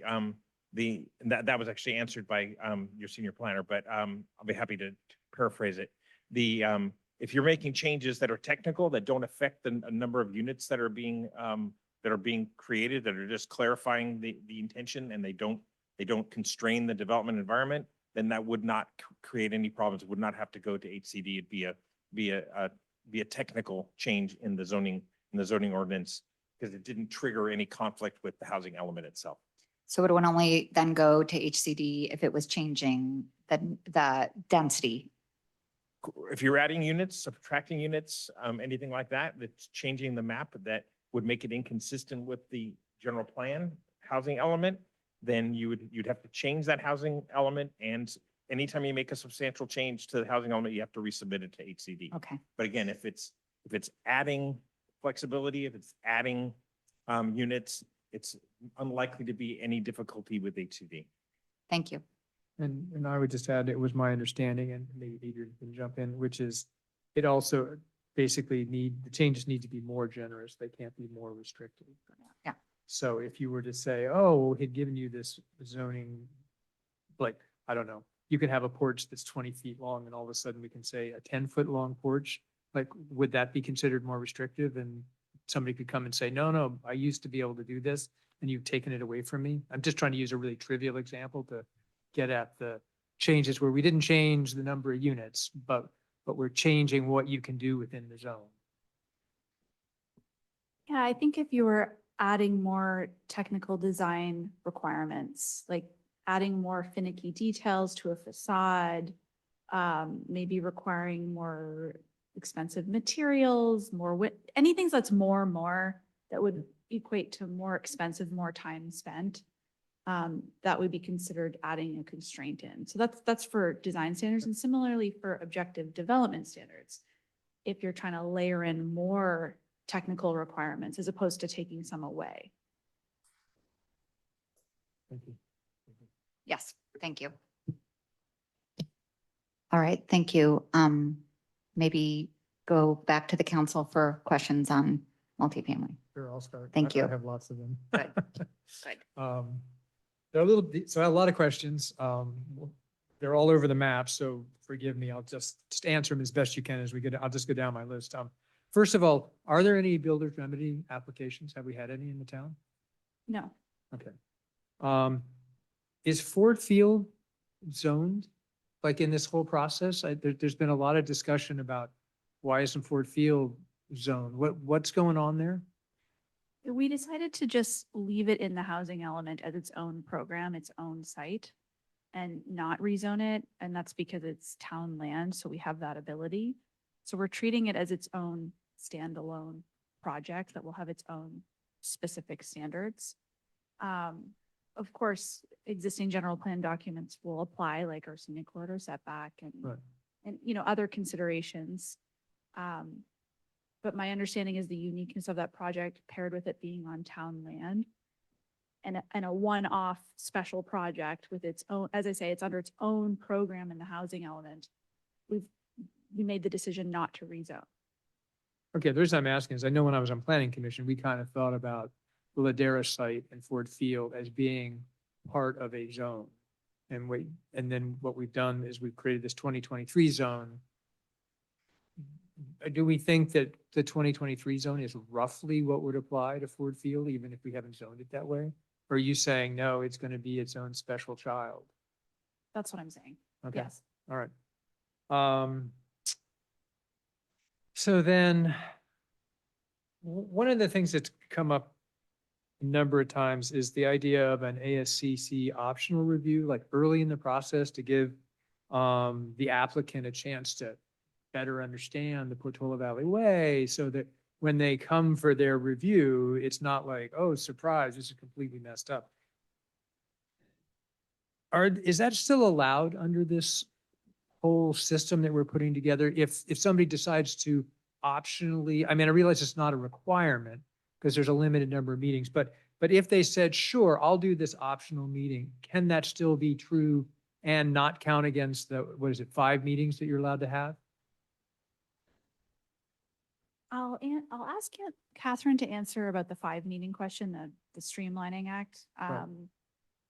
But I would say any applicant at any time, if they wish to get in front of the ASCC and sort of have a dialogue with the understanding that that's not part of the ministerial process, it veers into discretionary, right? Yeah. Because the ASCC would be opining and giving suggestions perhaps. So, but at any time, any applicant can request that to get in front of the ASCC and have a conversation. So I'll just also add the 5 meeting rule only kicks in once you have a complete development application. So under your, under that scenario, it sounds like perhaps that meeting might be requested before a complete application. prior to a full application. Yeah. So somehow they're almost ready and so if, I guess what we're saying then is if we wanted that to be true, it would have to be like, okay, if you're going to ask for this, ask for it before you actually submit. Okay. So then my next question, also ASCC, through this whole process, there's tons of comments. It's gone through, the planning commission, et cetera. Are there still outstanding, in your guys' opinion, are there still outstanding issues coming from the ASCC?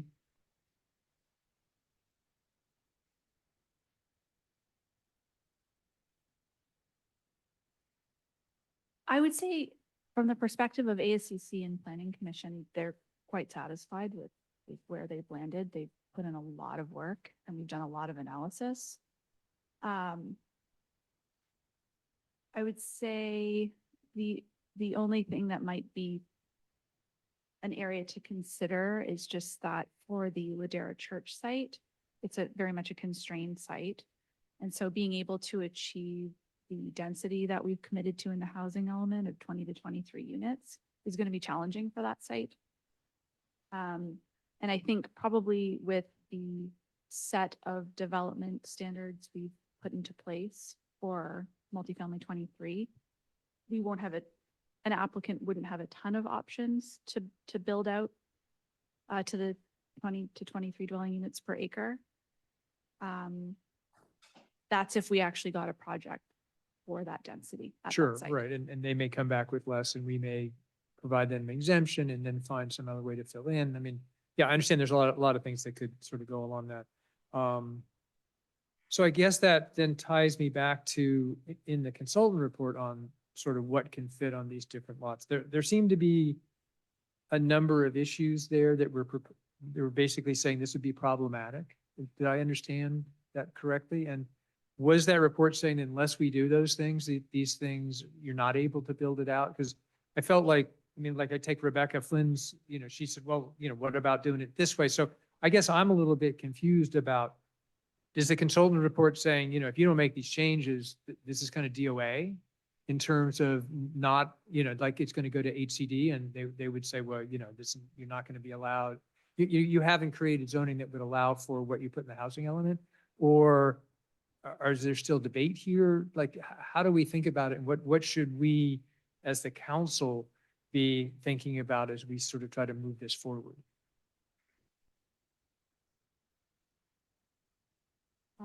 I can say that the amendments that Adrian described in the presentation before this discussion alleviate some of those concerns, or it helps.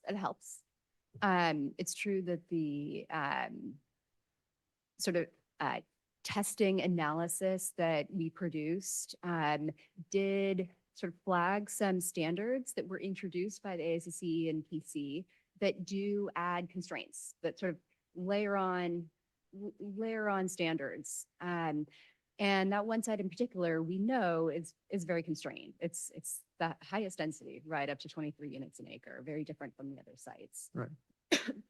And it's an unusual site, got a lot of setback. So what we, sort of as the team, the consultants are looking to do are develop a set of standards that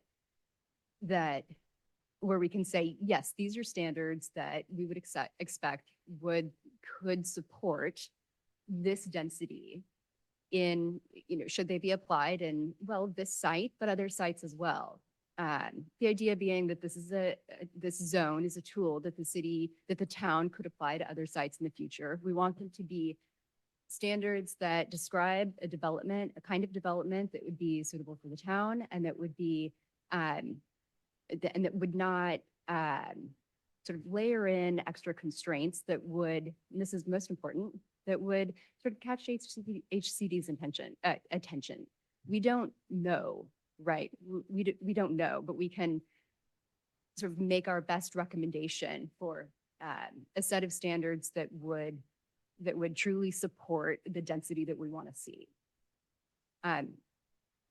So I guess to that I would add, it's true that we tested we tested these new standards that the ASCC and PC introduced. We did not, however, develop worked out site plans to say this whole set of standards, if you put them all together, they work on this site and everything comes together. That's a level of site planning that is not what we do in zoning. Sure. So it's hard to say what HCD will say, right? We don't know, but we can make our best recommendation.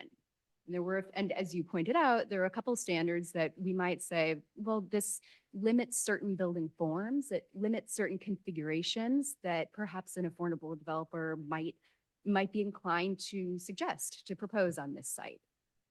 Of course, we're balancing that against the ASCC and the PCs and the communities' desires for design. So it is a balance. So I guess what I'm looking for help on is how do I think about the consultant's report and the recommendations therein? Do I just say, thank you, that's interesting input, or should that input be getting incorporated in what we're doing? Because my understanding is it's not, right? That it sort of came after the fact.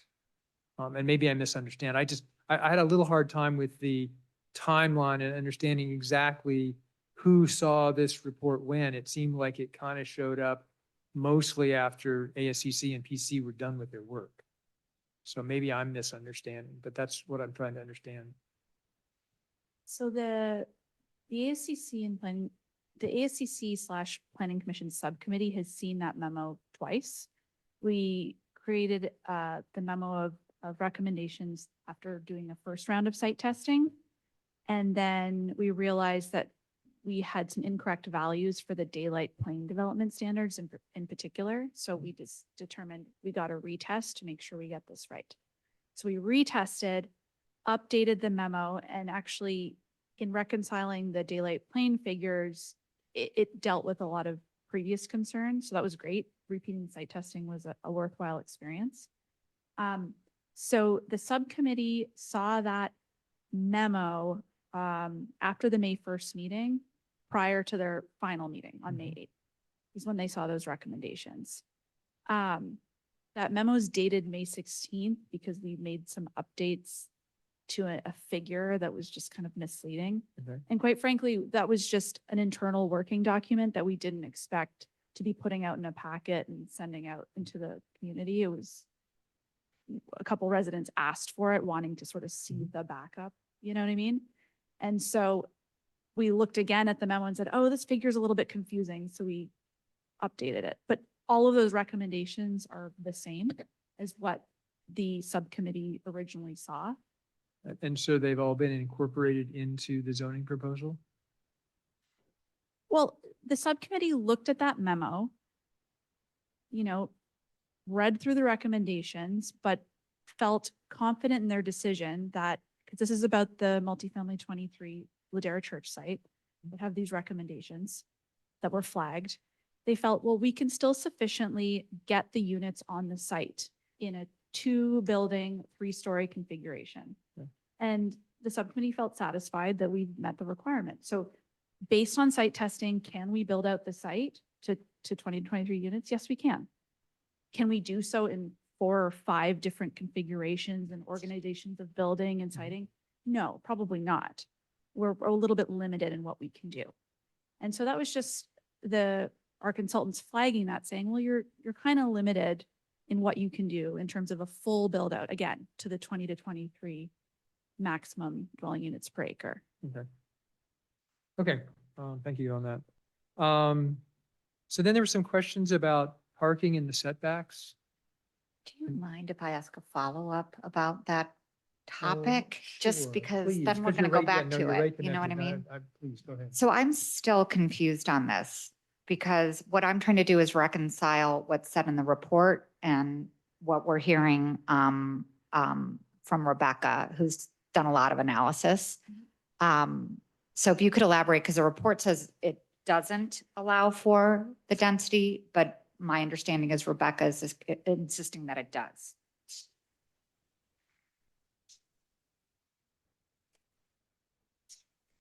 So if you look at, where is it on here?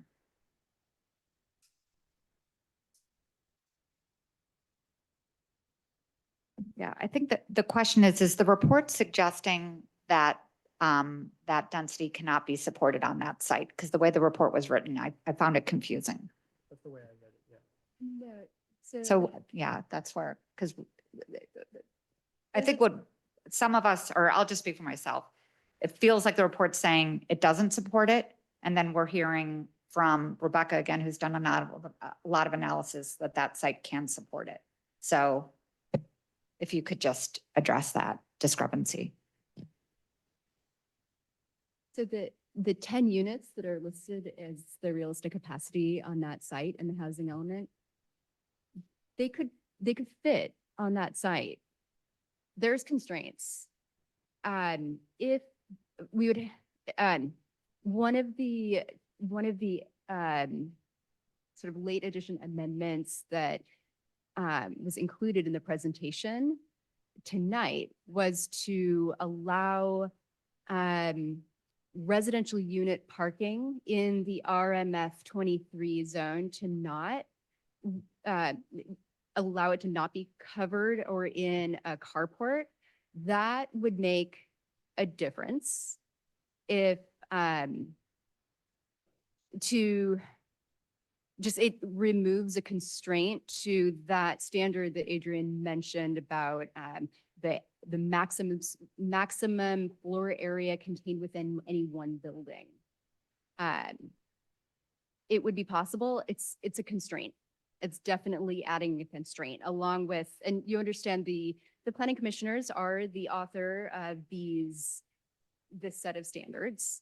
And many of the standards in the table are developed by the planning commission. So you put them all together. There are a lot of constraints. I would say that building square footage standard makes it impossible to develop one building that supports all of these units. And so that's a constraint that would be considered as such, right? It isn't to say that it is absolutely impossible to fit the site, the 10 units on that site. but those are the findings that we had articulated in an earlier draft of that report, and they stayed the same. They didn't change. Yeah. Okay. All right, so then going on, so all this, there's a bunch of back and forth about parking in the setback and what kind of parking was allowed and stuff. Do we feel like we've resolved that? So that, obviously it's stuff that's on Alpine Road. I mean, the setbacks are pretty significant. So if all of a sudden you were limited to what parking you could put in there, that seems like then you're really impacting the site. So where are we now in terms of both resident and guest parking in the setback? It's uncovered. My understanding is that's our sort of late breaking news. What else? Yeah, so our site testing and assumptions had been for the Ladera Church site that they could do both resident and guest parking in surface lots. We realized after taking a look back at the existing off-street parking requirements, that in all residential zones, so that would include multifamily, resident parking has to be covered, whether in carport or garage. And that would be potentially a real constraint for having to do garage parking, maybe subgrade parking. That's a lot of grading requirements for Sure. the site. And for an affordable housing project, that's a lot. Yep. So we want to make sure that we make that amendment that says that the covered parking for residents is not required for the multifamily 23 site, which is the Ladera site. Right, got it. Okay. And just to be clear about the scenic corridor setback, there is a required 15-foot buffer before any parking could start. So we're not proposing to change that. That's already included in the scenic corridor setback. Okay. So that's that matter. Like the fire station would be an example, right? Is that a 15-foot setback to where they're parking? This is on Portola Road. Yeah, that's a good example. Yeah. Because Portola has a scenic Right. setback as well. Okay. So then there was mention of a colleague's memo. Do we know when that's going to show up? Like, is that going to show up in our deliberations, or is that a post? No, that's a post. Yeah, And- because and it's what was going to be in this memo? Like, is it stuff that's relevant to our discussion? You do? Okay. Well, yeah, Go go ahead. ahead. Yeah, so over the course of reviewing the amendments, different sort of out of scope items came up, things that commissioners wanted to reconcile. Things as simple as, naming conventions and consistency and clarifying language that they found, kind of cumbersome. And we advise that that's better left to a comprehensive zoning code update at a later date, should the town decide to take that on as a priority. So that's one thing they were taking a look at. The other thing they wanted to explore was establishing an even further streamlined ministerial process for small, simple, affordable housing projects that allow for really simple building forms, just simple design, and they really wanted to see if there's something they could do with that. So that would be establishing its own process and having its own objective design and development standards. And so they wanted to explore that as well, potentially.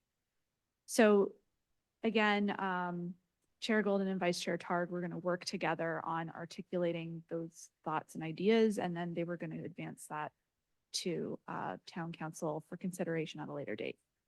Okay, but it's your sense it's not relevant to the current proceedings? No, Because it's either out of scope or it's going to make it easier to do something than what we currently have. So that it's a modification that we could think. Right, exactly. Yeah, Okay. I agree. It's beyond the scope. Okay. Okay, and then my last question, at least for now, is on the opt-in language that got added about the SB9 and the opt-in. And this is probably, Catherine, aimed at you as much as anything. Are we comfortable that that's language that's going to hold up? Because I think, one of the critical things to the opt-in is we were providing it under the idea that, look, if you will follow a more discretionary path, we'll give you more benefit. But if somehow you can end up doing some SB9 and take this, like that's way, way beyond anything we were imagining. So are we comfortable with the additions in the zoning that will keep us covered? And what would happen if somebody said, oh, but I'm going to do an SB9 split? then say, well, we're going to take away your sort of opt-in privileges? I mean, how does that kind of play out once it's already hit the ground, so to speak? Yeah, well, I am comfortable with it, given that this language is in our housing element and HCD certified it. Okay. And so I think a similar to a question is we have, the state agency in charge of enforcing state housing law, agreeing that when we said, if you choose opt-in, you cannot also add an SB9 Okay. split to that.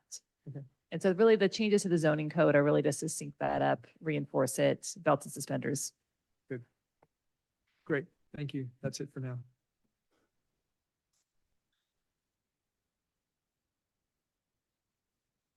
Jeff or Mary?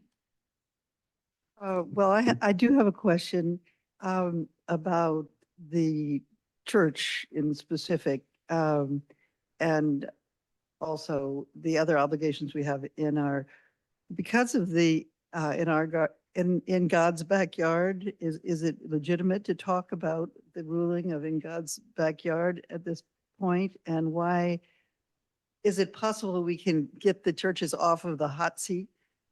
Because obviously they've been they're between a rock and a hard place, between their congregation and our needs as a community. Are they essentially exempt from the need for this zoning change?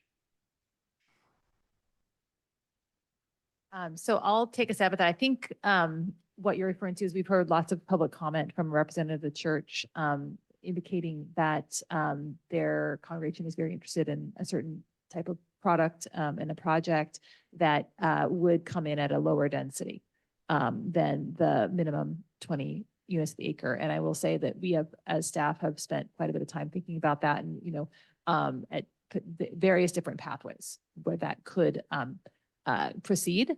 I think I can speak for staff as well as the community is that certainly, more affordable units, even if we can't get quite the number that we anticipate in our housing element, the more the better, even if it comes in a little bit lower. And as a practical matter, that happens all the time with, housing element, our anticipated production is just that, it's anticipated. And so if a project comes in at less than that, there are various mechanisms to get to an approval. One might be rezoning, but there may be other opportunities, perhaps when you really do the site-specific investigation, it turns out the developable area is smaller than what we anticipated in the housing element. There are state laws, you mentioned one, yes, in God's backyard, density bonus law, which allows for concessions and waivers that could provide additional flexibility. I know planning staff is working hard, and we've obviously got new folks on the team to help, coordinate with our property owners and help facilitate, projects. Does that answer the question? Yes. No, because I think that they just need to be, I've been asked to produce a document that we would cooperate in different spots. And I understand that that's not legal, but if there's, or not desirable anyway, as a restriction on I guess both parties, but if there's legal justification for saying this could be treated like the Dorothy Ford Park, it doesn't need a zoning change. Why have we been putting everybody through this? That would be my question. I don't think it does. It needs a zoning change in order to get our housing element certification back. Right, and that's the only reason. So people should be reassured that this is going to be okay. That you get to do the right thing. People get to do the right thing. That's all I'm asking.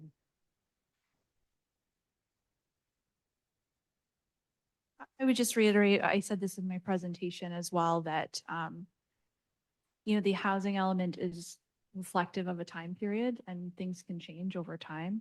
Things can change for our housing site owners.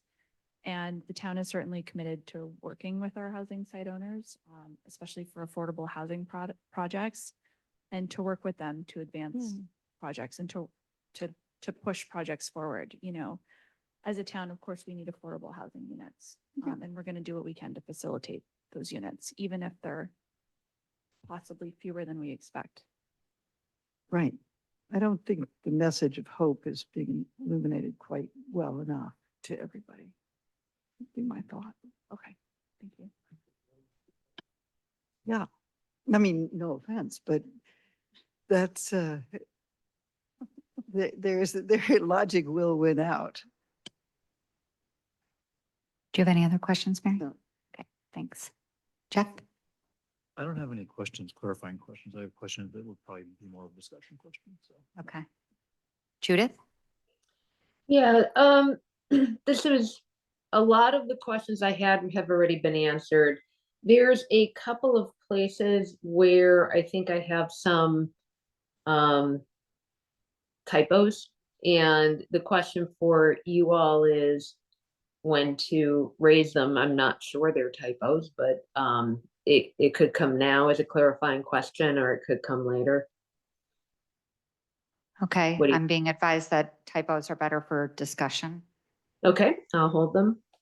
And then the only other clarifying question was, I think at the beginning, Craig said that Ford Field, I thought we created the gateway area and the housing elements. Did that not survive? It's been a long time since I've looked at that, but I didn't think it was like a common zoning. I thought it was like a planning area that was created in the housing element. Can you clarify what's what I might be remembering? Right, so the gateway land use classification, we did add that Yeah. to the general Okay. plan. Okay, that's Yeah. what I thought. Thank you. That's all. So she just made me want to ask a question. Does that mean we can't get rid of the gateway designation?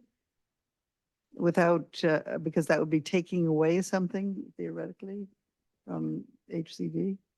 Yeah, because we did make the modification to the general plan to establish the gateway classification. So yeah, Okay. that wouldn't be a small matter to reverse on that issue.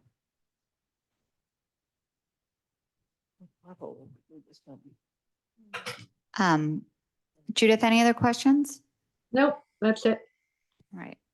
Mine on a clarifying question on Ford is, my understanding is that the reason we didn't zone that was because, to Adrian's point, it's town property, and so we can control it regardless. So it was an exercise that we didn't need to go through for that reason. So that was my understanding. Thank you. Then my next question, a bunch might have been answered through Craig's line of questioning, but in the packet in program, there's a reference to program 3.2. Let's see. On page. Sorry.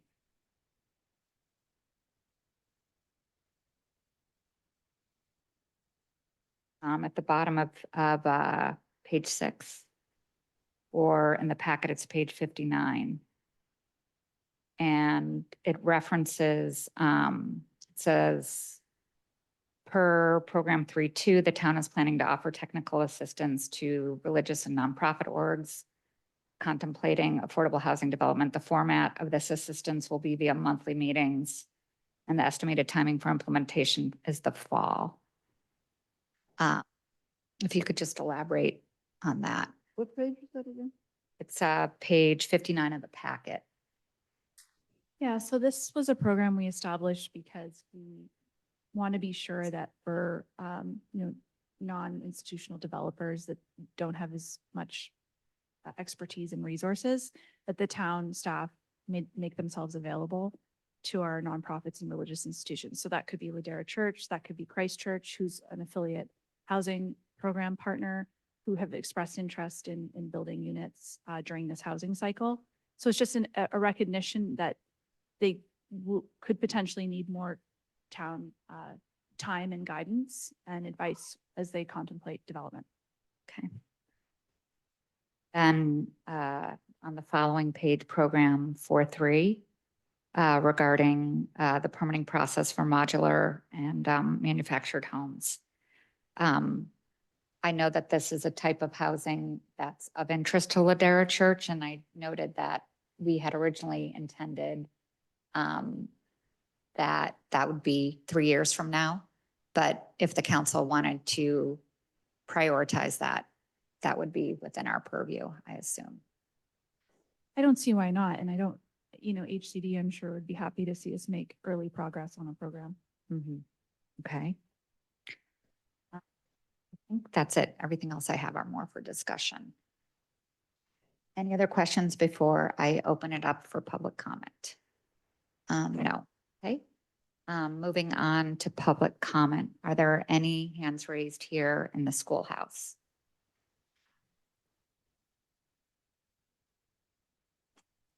We've got one approaching the podium.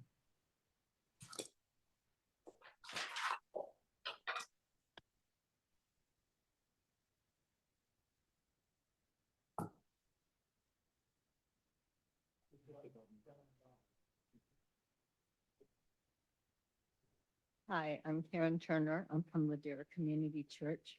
I know you're used to seeing my colleague Tim here, but thought you might want to see another face, and I wanted to see your faces. Ladera Community Church has been wanting to build affordable housing for a long time, and we joined your housing element back in 2022. And at that time, we had high hopes of building up to 10 units on our lot, but that's just not possible. If we do that, we have to destroy our heritage oak trees, and we have to get rid of our play yard for our nursery school, and we have to eliminate the sacred space around the church. And it seems like you all have just spent a lot of time coming up with a way that you can put 10 units on that lot. And the last I heard you say was 2 3-story buildings.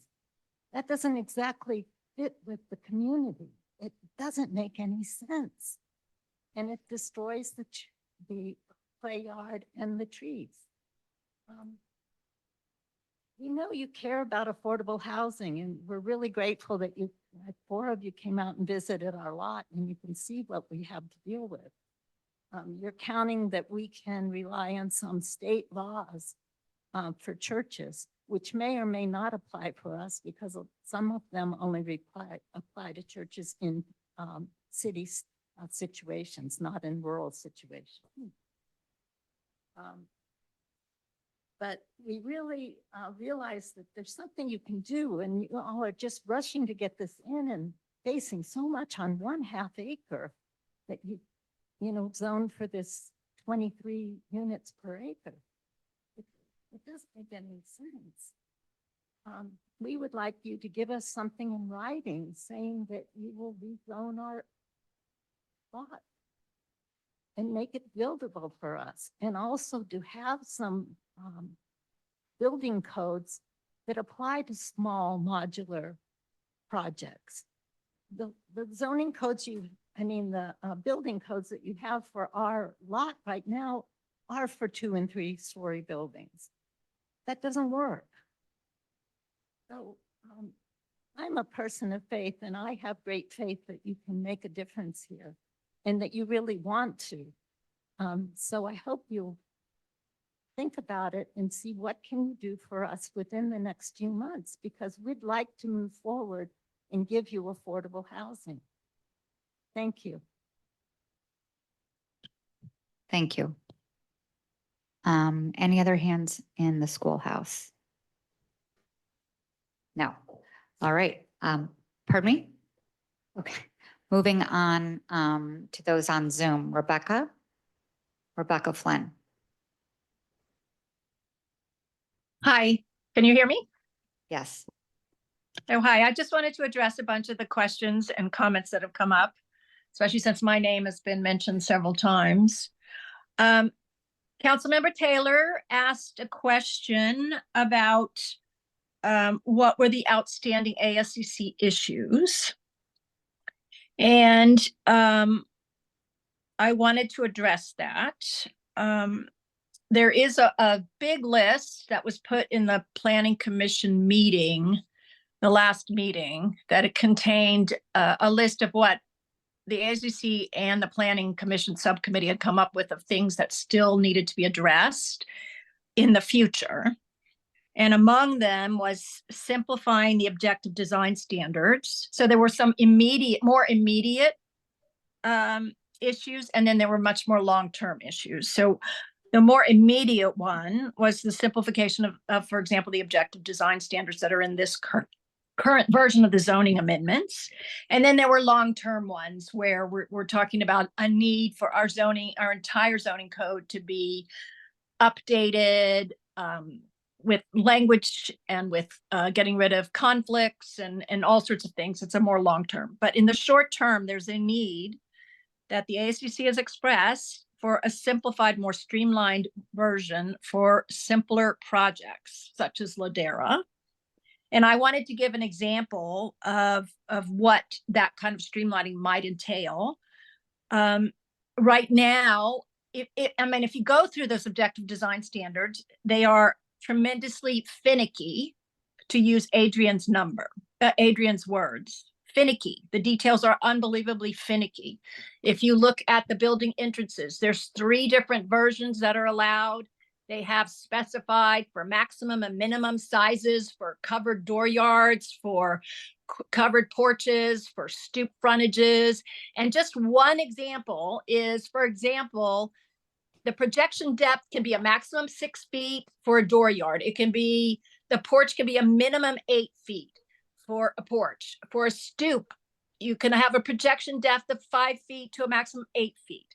Now, when you look at that kind of a requirement that's in this thing, and you think about Ladera, and Ladera has stated many times that they would like to use modular building, and they've provided examples of what modular buildings they're considering, working with, for example, Villa Homes that builds modular homes.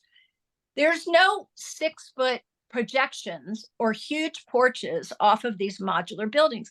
That adds enormous cost. I mean, just to achieve even a 3-foot projection likely would require steel beams, particularly when you get out there to 5 feet or even worse, out to 8 feet. That is incredibly costly. That's not going to happen for affordable housing. So the fact that this is in here is something that we on the ACC want to simplify and get rid of, particularly for these more simple things. So that's just one example. Rebecca? Of many, yes. I would like to grant you additional time as a representative from the subcommittee of the ASCC and Planning Commission that has been working on this. So we are through your 3 minutes, but I would like you to be able to address, represent the thoughts of the subcommittee. Thank you. So that's just one example so that you have a sense of why we would like to revisit this after, or, you make the decision of whether you move forward with this to deal with builder's remedy or not. But regardless, these are the issues that do need to be resolved, in the next, this year. Regardless of whether this is passed, the current version is passed, this still is a task that needs to be done this year to simplify these finicky details.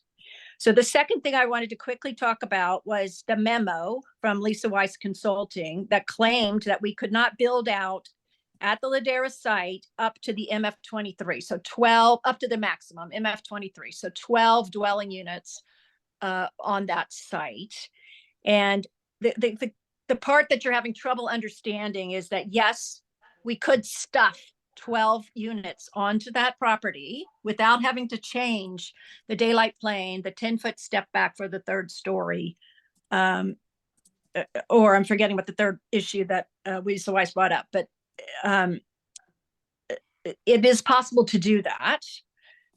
So that is not a constraint. There's no constraints there. What Lisa Weiss is saying, or what they said today, was that the constraint is that you can't, one, get one huge building. In other words, you can't have a row of 10 or 12 townhomes on that site because of our constraint about building floor area. I don't think that, to me, is a constraint for Portola Valley, because do we really want a row of 10 townhomes on that site? You know, that's a question that we considered, and our decision was no, we don't want 10 townhomes in a row. You know, we would be acceptable with 5 and 5 with a space between them. So that's kind of where, you know, when you say we have a limit on floor area ratio, that's where that kind of comes into, when you have a maximum building size. So we don't view that as a constraint because it fits in better with what we view as Portola Valley's aesthetic. And then you're now double over your time. So if you could Oh. just wrap up. Okay, so I'm just saying that there is no constraint based on what we would like to see. So, you know, the conclusions in that memo need to be discarded. And then my final comment is I would like the town attorney to address what the exact pathway or steps that Ladera can take to build fewer units than their zoning. So once they get stuck in the 20 to 23 zoning, what is the exact pathway that they can follow in order to just build 4 or 5 units on their site? What do they need to do to do that, given that they're now in something that's saying that they at a minimum have to build 10? So that's my final comment. Thank you. Rebecca. Next, I believe it's Carolyn Bertongen.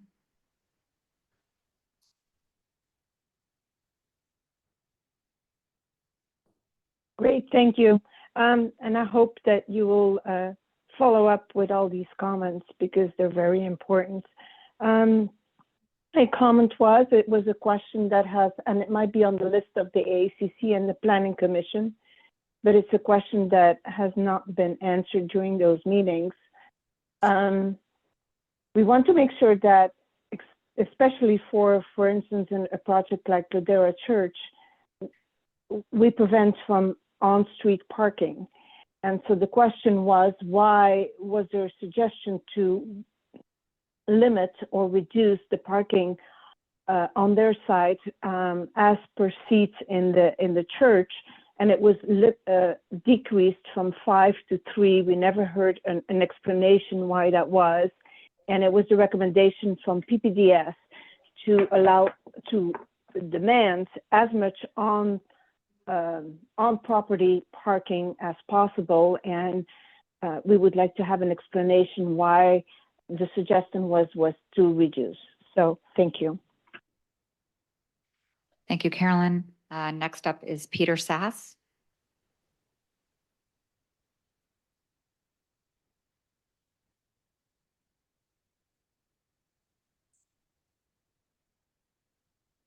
Go ahead, Peter. Hello, thank you. This is Peter Sass. I'm Assistant Moderator of Ladera Community Church and a member with Karen. And would just like to say that I appreciated Karen Turner's remarks and hope that the council will consider those. And I really do remain hopeful that the town council will address our concerns so that we can work together to develop some housing that would be of a practical size for both the church and support the housing element. Thank you. Thank you, Peter. Next up is Christy.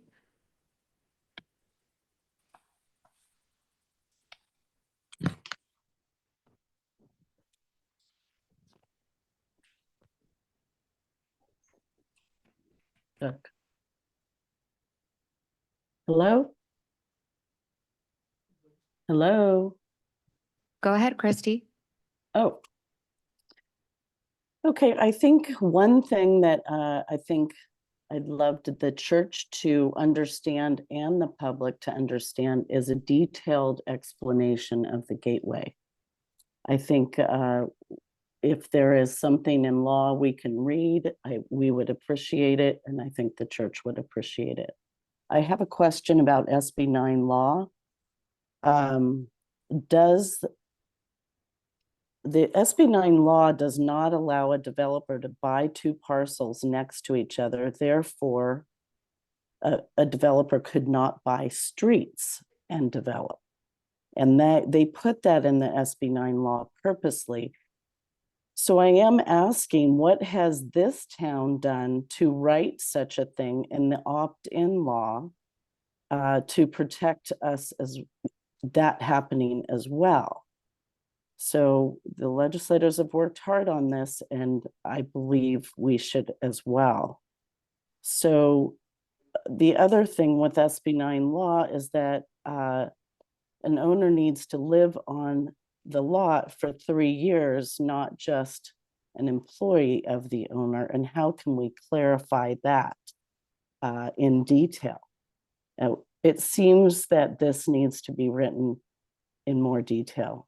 Then I have a question about the 15-foot buffer from the street. I thought it was a 75-foot along Alpine Road. So you seem to think it can go down to 15 feet, and I'd like you to explain that further. And I encourage you to look at the Long Beach parking laws, because that town has gone through a lot. If there is no carport or garage required, doesn't that mean that the parking would be overflowed into Ladera Grocery parking lot or the Stanford Medical Office parking? Is that what we want? And I'm hoping you can clarify some of these things. Thank you. Thank you, Christy. Are there any additional hands? Come on up, Tim.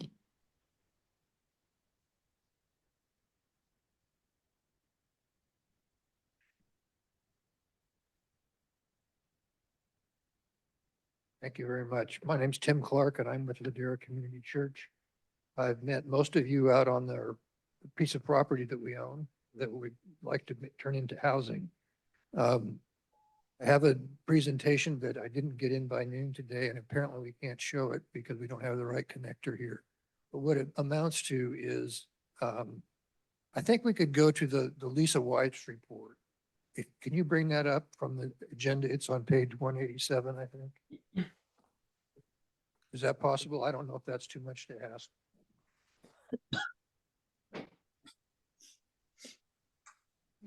It's on page 130, 129. I can pull it up if that's desired. That would be helpful. I'm just a little I just want to be sensitive. mindful of the time of the public comment and just, Yeah. if you would, Tim, keep going and we'll reference that as we move Okay, forward. okay. The title of my presentation today is taken from a Joni Mitchell song that was written in 1970. And I know that Councilwoman Hufty knows this because she's in the same class at college that I was. It's called They Paved Paradise and Put Up a Parking Lot. And if you look at the report from Lisa Wise, it's a little higher. No, it's down a little farther than what's on the screen there. There it is. That's what I'm thinking of. Holy cow. That's a nice, open, rural looking space right now. And guess what? You've wiped out every tree on the lot. You've also wiped out a third of our playground for the church, for the preschool. Now, I understand this is not really meant to be a finished design, and I'm for sure not going to show this to my parishioners because this would drive them nuts if they thought that was going up there. A three-story building is almost as high as the church itself. That's not going to happen. Now, if you go down a little farther to the second one, which I guess is intended to show that we have that 5, we can get 10 units if we do it that way. This is what I heard talked about at the Planning Commission as being a cottage cluster, except that they're 2-story cottages. That's a weird kind of a cottage. I guess what I'm saying is I don't know where in this drawing the parking is, number one. And in the first drawing, it's underground. Now, if you go down here, item number 3, I think in the recommendations was to take away the underground parking and the covered parking activity. So that's welcome, except that this has nothing to do with what the church wants to do. This is what the town needs. And we're asking you to give us some assurance in writing that we can get a way to move forward. Thank you. Thank you, Tim. And thank you for the extra time. You didn't need any. One more hand up in the schoolhouse. Bob?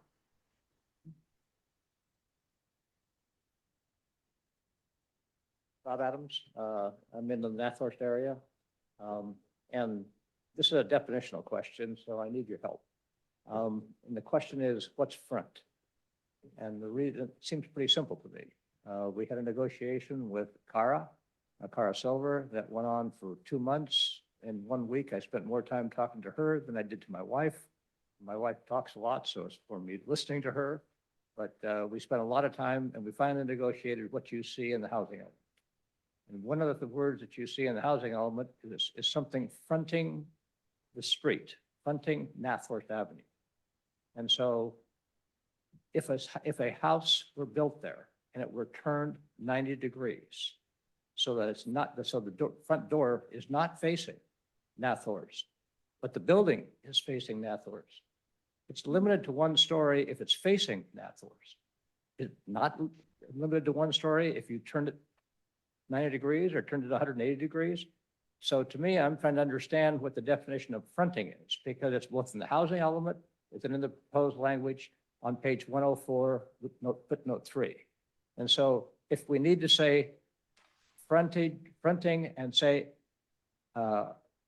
also or adjacent to, so that we understand it, but Cara and I understood it. Now, unfortunately, I'm concerned that that fronting could be misinterpreted, even though it's language is both in the zoning and in the housing element.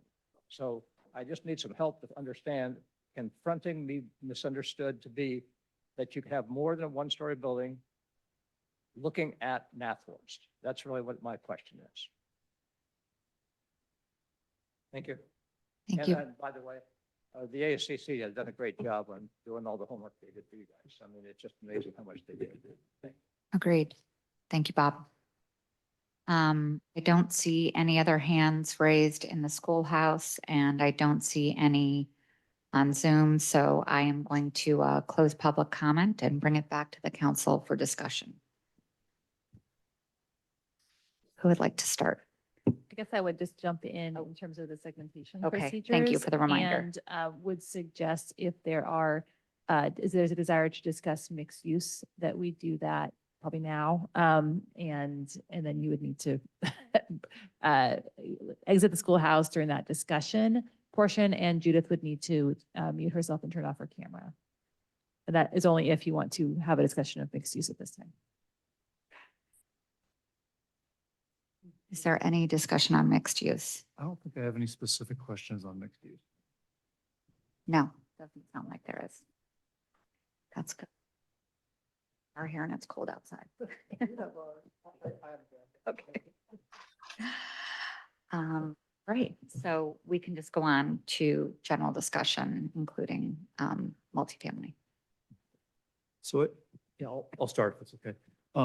I do want to talk about the Ladera Church property in particular. And so this, I mean, if we zone it as it's currently proposed, and they do want to come, I'm pretty comfortable that we can give them an exemption or a waiver or whatever we need to go below that density. The biggest consequence that I see to that would just be the net loss would be just going back to, we'd have to go back to HCD and say, this is what we're going to make up for the units we're losing by granting the exemption. But I'm not aware of a major legal constraint on granting the exemption itself. Do I understand that correctly? It's really just having to deal with no net loss law and figure out alternative sites to make up for the lost units. Though I did want to add that there is a buffer for low and very low units in your housing element. And, you know, if the Ladera Church project comes along first, it could take advantage of that buffer before anyone else does. And then you wouldn't actually need to change your housing element. You would just make the findings that we have sufficient sites elsewhere to accommodate those needs. Right. Thank you. Great. That's the only, I mean, I'm gonna let everyone else offer comments and then come back for maybe an actual discussion.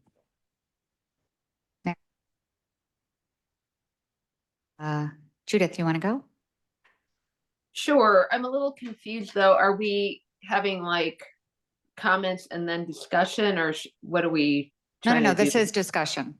This is, Okay. this is the only, this is discussion. I think Jeff was just taking a pause. on Okay, his no thoughts. worries. Okay, let me get the line item ones out of the way. I think these are more typo, but just in the spirit of making sure, on page 113 of the packet, there is a reference to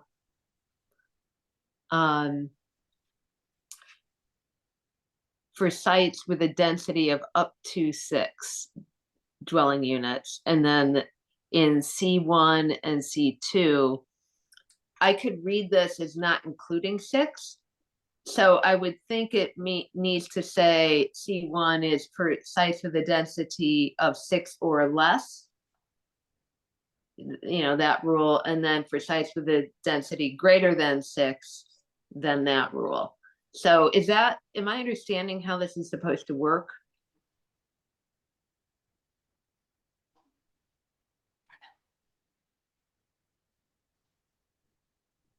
Or the other way of fixing it would be up to and including 6 in C1. Yeah. I think that would be the clearest fix. That is what is intended. Okay, great. And then page 118. I think this is more of a grammatical thing. The new language in 1860030A. There's old language in here. And I think it's supposed to be an or before otherwise regulated by the opt-in. Because otherwise I'm not understanding the relationship of the old to the new language, but tell me if that's right.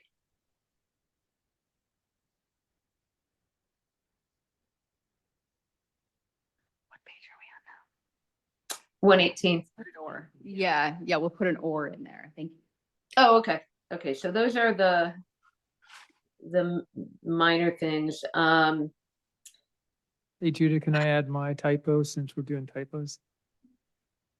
Yeah. Let me just throw it in there real I quick. mean, I and then do I'll- have some comments, but go ahead. Yeah, no, you're gonna have it right back. So on page Yeah. 95 on the diagram, there's a change in roof form. I think it's meant to say change. There's Chang. Ah. That's it. And back to you, Judith. Okay, all right. So I have some high level comments, and then I know we're going to get to process, and I'll just give some preliminary on that. First, huge thank you to staff, the Planning Commission, and ASCC for amazing work. It's just admirable to watch how this got pulled together. We're going quickly, nothing's perfect, but this is a really thoughtful approach from my perspective. And I do hear Ladera on, look, we have priorities and values and they don't seem to be reflected here. I do agree with Jeff that we should be able to work with Ladera to whether they take the buffer first, whether we can get a variance or some similar adjustment. Because, I mean, from my perspective, it takes 2 to get this affordable housing there. And I'm certainly very enthusiastic about their interest in their affordable housing as they envision it, and really want to make sure we support that. And honestly, I really want to see us move sooner rather than later to have the modular housing codes, because I know that's part of what they're interested in. And also making sure that they have the support on the staff level that we referenced for affordable housing developers. I think those are important implementation points that I personally really would want to see play out sooner rather than later. And then I do encourage the ASCC and Planning Commission to keep that list that they're going for, to supplement like the not here and now issues, but the let's make it easier. I think those are principles that I would like to see them tasked with figuring out sooner rather than later as well. And in terms of the comments around opt-in, we aren't trying, my understanding is we're not trying to do the opt-in zoning right now, that we have until 2025 to do that. I do think the ideas of looking at SB 9 and, you know, how that is constructed should inform that. But my understanding is that's for the future. That's part of the down the road attempts and fleshing things out in the future. And Adrian, just that's correct. Is that right? For opt-in program timing, yes, that's right. Okay. Fall of 2025, we're hoping to have objective standards, process established, and then we'll actually open the program to applications. Okay, all right. And then I do think, I mean, it's pretty clear to me on a higher level that ASCC and Planning Commission, the subcommittees, had some evaluation of potential constraints, and I think I'm confident that they thought things through enough for this particular element or the zoning proposal. You know, I'm not commenting obviously on the mixed use, but the pieces I am able to look at and be critical of, I do see that they've put a lot of thought into it. So I'm personally comfortable with their evaluation on that. And the last thing I'll say is in terms of process, and I know Sarah, this might be getting ahead, but the last thing is this is a lot to put together. And what I understand is we can't approve this until June 12th anyway.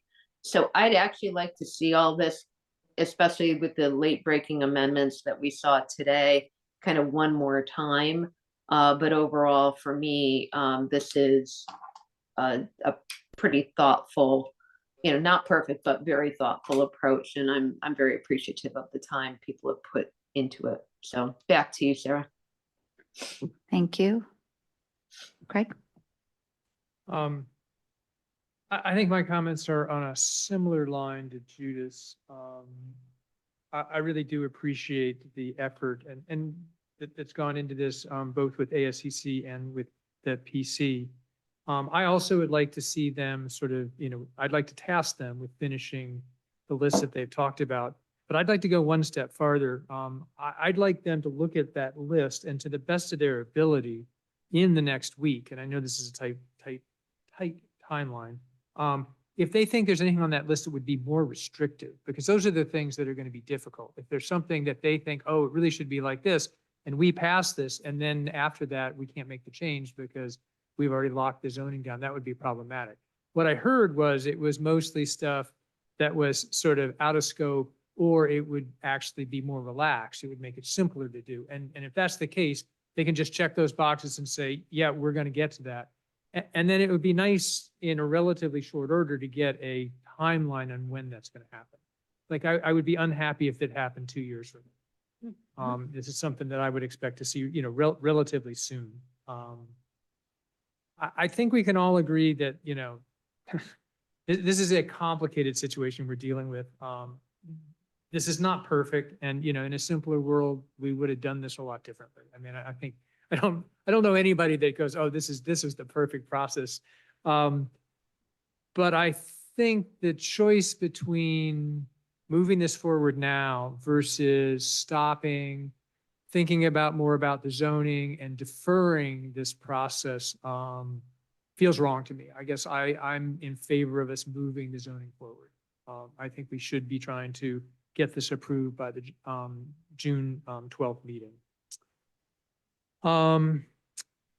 Then I like this suggestion of advising Ladera on what they could do to meet their vision. I think we all agree that they need to make some requests. We can help them say, here are the kind of requests that seem like they're going to fit. I want to give them some assurance that, you know, that their project is doable. I think the idea of us giving a letter saying categorically, we're going to exempt you, that sounds wrong to me. But advising them on what they need to do, I think that seems very reasonable. And it seems like we have a number of paths. So I feel pretty comfortable that we can get to where they want to be. The last one was this question on fronting. This is just a pretty minor one, but I'm assuming fronting is not where your front door is. I mean, that there's a notion of what faces the street. There's a notion of the front of the property being what's facing the street. So this question of if I turn my building 90 degrees, it doesn't all of a sudden, its fronting doesn't change, does it?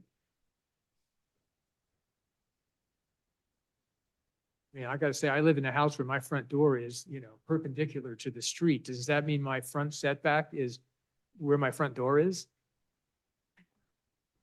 The typical way of using the word fronting, in zoning code language is yes, like where your unit fronts. So where your driveway is located off of is a good indicator, where your mailbox is, where your door faces. So you are fronting onto that street. Right, but like your driveway, I think would be an example where my front, like in my case, my driveway goes out to a street, so you can kind of define where the front is, but my door doesn't go, points away from it. So I think that's what they're looking for there is, it's not defined, at least it's not solely defined by where your front door is. So if your driveway went out to Nathorst, your fronting would be Nathorst. I think the confusion, and correct me if I'm wrong here, is that the front is typically where the property meets a street, like your lot fronts one street. That's what yeah. But now you're talking about a piece of land that fronts the street is going to have multiple buildings on it. So the question is, maybe the buildings, buildings that are directly facing the street have to be 1 story and the ones behind them have to be 2 story. But is it the question, if the front door faces to the side, could it be 2 story? That, which just seems like a loophole. If the building itself is directly the closest one to the street, it should be the one that's considered fronting. I mean, I think for me, the confusion is that it's one lot with multiple structures on it. And now you sort of decide which structures are fronting, which ones don't. Yeah, no, we understand the question, absolutely. And so it's not a single family situation where you might rotate a house. I mean, this is a situation where we're trying to get a certain number of units in a small area. And so the site plan that we're looking at, conceptual plan, shows a drive aisle, and the units are facing that drive aisle. So if we were to decide, well, the units are fronting onto a drive aisle that's perpendicular to the right of way that faces the properties, the big parts, the parcels frontage, then maybe that can be 2 stories. Assuming that those structures meet the front setback, which is to say, if you can imagine this, the sides of the 2 structures closest to the right of way. If those could be 2 stories, it would certainly be easier to achieve that build out on that site, that density. And so, yeah, that was the intention. Well, they're fronting the interior drive aisle. That said, if the intent, if the hope is that the first building you see, the building that's closest to the sidewalk or to the right of way, the property line, is only 1 story, then that's a constraint. You'd have to work with that. Right. So Smaller units, maybe, for those 2 units. Yeah. Mhm. Right. So how do we make this clear? I mean, because what I'm hearing is it could be either or, and I Right, don't you'd think have- that's satisfactory. I mean, I'm pretty sure that, the residents who live on Nathorst, their goal was that this would be 1 story facing Nathorst, not 1 story facing some interior driveway.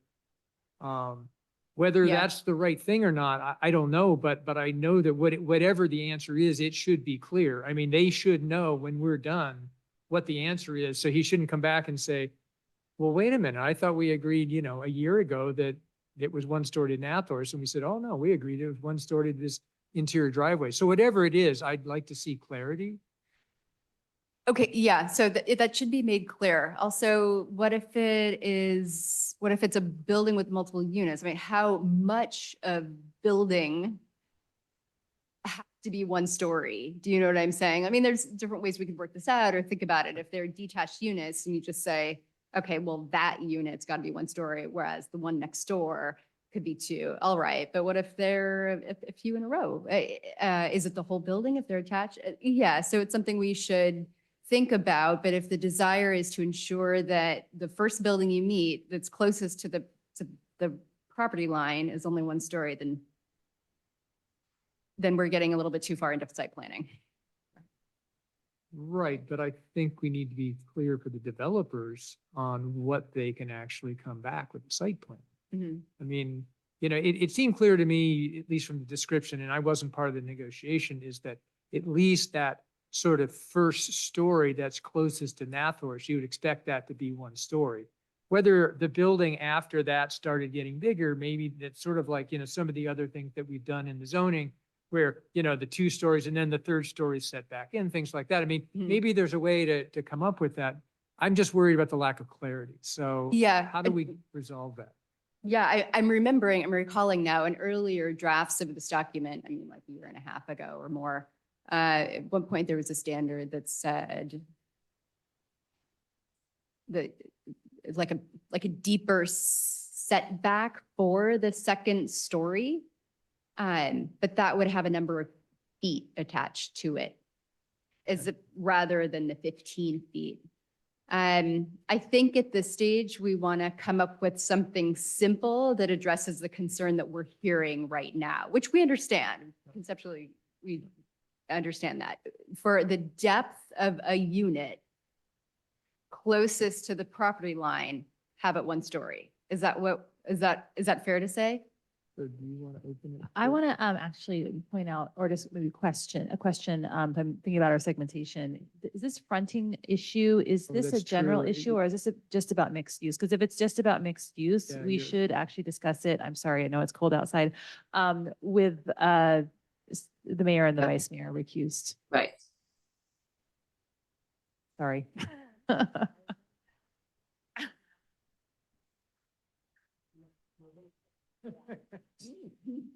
Yeah, thank you. I realized we slipped into, yep.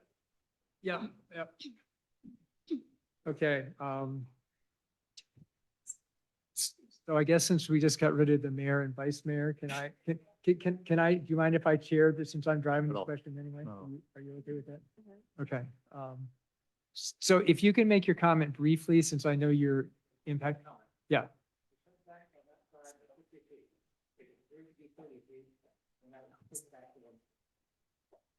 Okay, so did you guys hear? I mean, I guess what I would like to see is if you guys can get together and work something out that seems to make sense and bring it back to us so that I'd just like to see clarity before we get to the 12th and we try to pass this thing. Otherwise, we've passed something that's stuck with this ambiguity. So is this something we think we can fix in the next, at least, can we have a discussion? And to your point, if we can keep it like a simple fix and not some convoluted, there's 12 different, criteria. Is that something we can get done before we meet on the 29th? And I know I'm putting you a little bit on the spot, but I'm just trying to figure out where we can go with this. Yeah, well, of course, why am I not surprised? I would have even guessed that, but yeah. But I'm asking our planners since it's their responsibility. I'm just wondering about packet timing. Packet has to go out Friday. We might have to add something. I guess I would also just add, the packet could go out without this and then it would be added, ideally before the meeting, but as soon as the day of, it could be updated and everyone could be notified that there was an updated definition. But yeah, I definitely do recommend if we're going to add a definition, it's got to be on the 29th. We can't add it after that because you really can't make any substantive changes between the first reading and the second reading. So we're on a tight time frame. And the idea is that we continue tonight to the 29th. It's still part of the first reading. Yes. So we could still discuss it then. Oh, yes. But then at that point, You're kind of locked in. at cut that and point. fish bait. Yeah. So yeah, okay. So would you guys work on that? Can you work with them and see? And if you can't, if the neighbors are intransigent, I'm not saying they will be, but if they were, and you come back and say, we tried to work with them, we couldn't come up with anything. That's where we're at and we can decide what we want to do about it at that meeting. But I'd like at least an opportunity between now and the 29th to try to resolve this. Right. Yeah, I also want to point out that the required minimum setback is 30 feet along Nathorst Avenue. I guess I thought the intent was if you had buildings facing onto Nathorst, the idea is you wouldn't want this feeling of being overlooked by two-story structures. And so that's why I thought the real intent was buildings fronting. No, but like buildings fronting as in the front yard overlooking. But now I'm understanding that it's about the height. It's about two It's more like a stories. daylight plane question. Right, Yes. right. And just not liking that massing On the street. on facing, Yeah, like facing the street, right. overlooking, I don't know Right. what to say. Yeah, I mean, I think it's. not- Alongside Not Nathorst. creating a large wall along Mhm. Nathorst, that it's stepped back somehow, but. Mhm. I would add to that, even though it's a 30-foot setback. Well, like I said, I would like you to work with the neighbors and see if there's something, I trust you guys as planners, so I'm not saying do whatever the neighbors say. I'm saying, work with the neighbors and see if there's a reasonable, from a planner's point of view, a reasonable solution here. My concern is it's ambiguous, and that's the thing I'm not comfortable with. So that's what I'm looking for is let's, if it's not what the neighbors want, but it's not ambiguous, that might not be a great solution, but at least we'll have solved my concern on the ambiguity. Okay? And I'm comfortable with Catherine's suggestion that, because I realize trying to get the thing done in the next day and a half is pretty crazy. So if it's something super simple and you can, more power to you. But if we have to bring something to the next meeting and talk about it in real time, I would be comfortable with that. Is that, yeah, okay, yeah, Understood. Yeah, Okay. thank you. great. Anything else about mixed use? I think that's it. Thank you. Yeah, let's bring them back. in. Yeah. I can text her. No, I can't text her. You get that. I mean, she's just outside. Is she just, I thought maybe she got her car. You got it? Yeah. Does she not have a car? She probably got dropped off. Oh, maybe. Yeah, yeah, that's true. Okay. Oh, look at that stylish jacket. Whoa.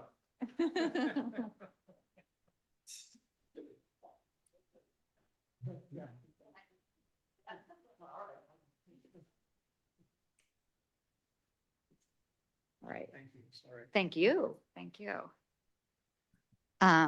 Is it time for my comments? Okay, good. They're not, they're not. They're not. So I would definitely like to have a discussion about, so we all understand what the options for Ladera might be. So that's one thing. I'll just go through my list and we can come back to them. I would also love to see us prioritize, send direction to the ASCC in particular to prioritize working on simplified and more streamlined objective standards generally, but particularly with an eye towards our affordable housing known parcels at this time. Let's see. Got off my list there.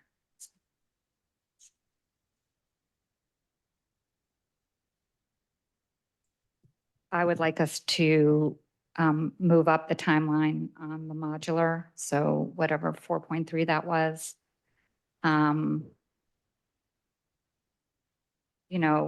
Wanted to at least have the discussion, although I have a sense of where it's headed. I think the big question here is, do we put forward, the zoning now and approve what we have, even though we know it's imperfect? Or do we try to get it right before we approve it? I sense from hearing the discussion is that people are leaning towards the former pretty consistently, but I wanted to just hear that out. In particular, knowing that we have our 3 known affordable housing property owners. I don't like to call them developers because I don't consider the church or a nonprofit a developer. But the church, the Whites and Stanford, who's willing to build as part of their project, the affordable. So we have three for three right now are basically saying either they're unhappy with the process or they don't like the zoning. And so, you know, just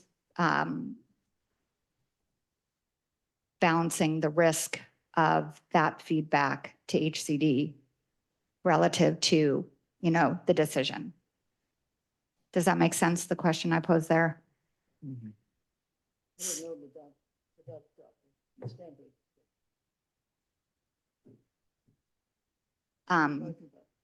Well, their part of their project includes, No, but what are the objectives? oh, just the delays in the process. Yeah. So those are kind of my categories, and we can go through them, maybe starting with the first. I was wondering if we could at least have a discussion about what the options for the church might be. I'll take a stab at it. I mean, I will say that I just had an opportunity to meet Terrence today and found that I think we will collaborate well on many topics, including this one. It's of course a legal issue and a legal question and also a planning one. And so I'm happy to sort of give an overview of the various different options. But I think the most productive would be a meeting with planning staff, myself, and the representatives of the church. And I'm sure we can do that very soon. So, but in terms of the options that, you know, we've identified, one would be to rezone the property at a lower density. And as part of that process, we would need to make findings of no net loss, and maybe that we're within our buffer. And so those findings could be easily made. That's sort of the first option. Of course, the rezone would take, you know, it's a legislative act, so it would need to go through Planning Commission and City Council. Another option would be to look at the developable area. It may be that the site is more constrained than we thought, but that's sort of a planning, more of the planning world of, you know, looking at the site, looking at the constraints. If you'd impose that density just on a portion of the site, how many units, you know, pan out there. I mentioned state density bonus law. I'm not aware of it ever being used in the reverse, but that is something that could be considered. And then the Yes in God's Backyard, I have started looking at that. I don't know that it's the greatest fit, but but it is something that we would explore. There may be a possibility of a lot split, but again, I don't know if that site is big enough to do a lot split and then only apply the density on a portion of it. I'm not sure. And then if we were interested, is the possibility of an affordable housing overlay a possibility if we were interested in pursuing that? So as I understand it, that would be an option, but it would be part of a rezone though. It would be a rezone. So effectively that first option I mentioned could be an affordable housing overlay, or it could just be specific to that site. And the top, we talked about spot zoning, so we need to be mindful of avoiding spot zoning, but there would be ways to do that potentially with the affordable housing overlay or a planned development area. Okay, thank you. Catherine, can I ask a question? What would the benefit of an affordable housing overlay be to the church? What would it do?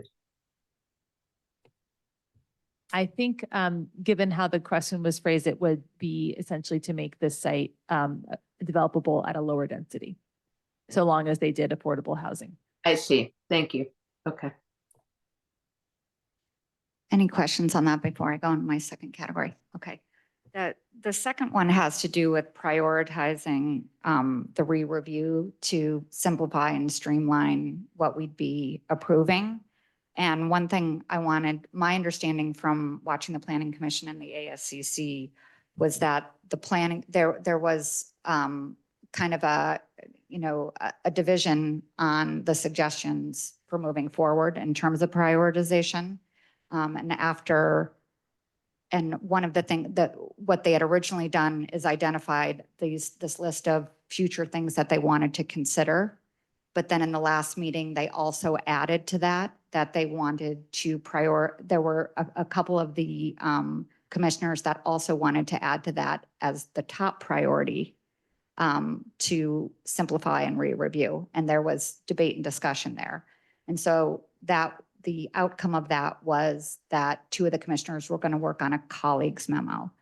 But I don't think I'm unclear, frankly, if the colleague's memo was just to address prioritization of re-review for simplification or not. And so I guess from my point of view, to me, that is a priority. And I think the discussion was that amongst the planning commissioners that they thought the ASCC was the right place to start.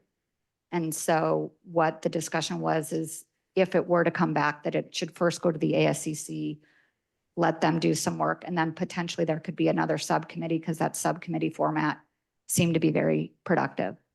And so I personally would want to, as part, if we were to be approving this, to me, making that priority number 1, obviously if they have building projects they need to get to, that's around that. But the next thing that they would focus on, that would be important to me. Do I speak to that? Yes. So I guess in my comments, I had sort of added a priority 0, which is to review the list they have plus whatever else they've added. And just make sure that they didn't think anything on that list was going to be more restrictive. In other words, if we pass the zoning as is, all the rest of the stuff we could add on later because it would make it easier to build, not harder to build or be more restrictive. That's the only Agreed. concern I have. So Yeah. as long as that's the case, then yeah, then we can task them to go do this immediately after we pass the zoning, but it doesn't have to be before. Right. Whereas if there's something in there, they say, well, once you pass the zoning, we won't be able to do this anymore. That's what was my concern. Yep. And that would be because I don't think the planning commission, see, this is I the, was thinking there's a subcommittee Right. of 2 ASCC and Right. 2 PC. I Yes. figured that would be they know what's on the list. yeah, So I agree. Yeah. I don't think we don't have time. we to can get ask into them. I just don't know. If we need this by next 29. week. Yeah, I know a couple of them are traveling out of the country and whatnot Yeah. on the, But I know- anyhow. I know at least one of them's got emails. Okay. Okay, agreed, though. Well, Sarah, a question on why that must be the top priority. What is the concern that that's addressing, just to be very clear? Because we're going to end up with a whole slew of follow-on tasks, and I just want to understand what that prioritization is. It like, what's the goal that you're placing at that high a level? So to me, and it's just my priority from having listened to the meetings, I heard multiple times from various ASCC members, as well as a handful, not all, planning commissioners, that there was a feeling that the objective design standards were overly complicated and that they wanted to have the opportunity to have more time to review them to simplify. And I'm supportive of that. Just to clarify, that doesn't necessarily mean that they just need to do that and ignore the rest of the things on their list. Correct. Okay, so it's important that they get to their list, and we think that simplification is one of the very important things on it. Correct. Yes. Versus not revisiting it all. Yes. Which would be the case if we didn't give them the direction potentially. Perfect. Yeah, I just want to make sure it wasn't. Yeah, their I hear you. only priority, so to speak. Yeah, the reason I'm asking is because I'm trying to figure out what this means for a potential approval rather, for what we have to do as a council. So I'm not sure if I'm understanding that would be a communication to them to get moving, or whether that's something you're trying to build into our task. I'm hoping it's the former, rather than trying to get a line item that we need to approve, like procedurally. I'm a little confused by that. So Judith, I think that the thing I'm proposing, the priority zero, so to speak, I think is a line item on us. Like I'm expecting their input before our meeting on the 29th.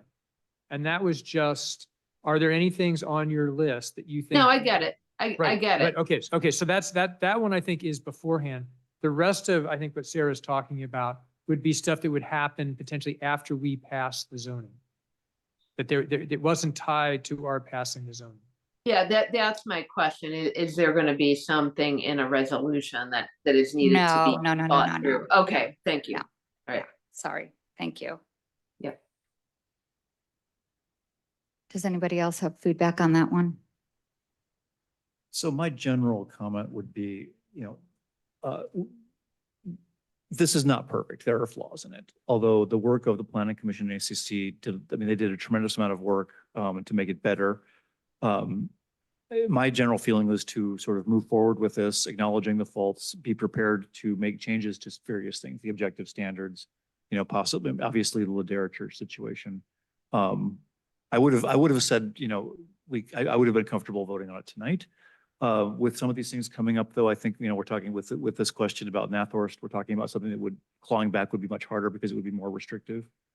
Everything we're talking about with the property owners, in my mind, is things that we would be doing to encourage building there and would be less restrictive. So I'm comfortable that if we passed what we had in front of us or something next week with a few modifications, that we would be working with them to try to make this more palatable for them to build. I mean, that is our goal here. So I would be comfortable with that. That's my 2 cents in general. So I would be comfortable approving it either tonight or next week. With a few modifications, but very minimal. Like per Judith's comments, I think we have enough small things that I'm fine with waiting till next week until we can pull it all together a little bit more cleanly.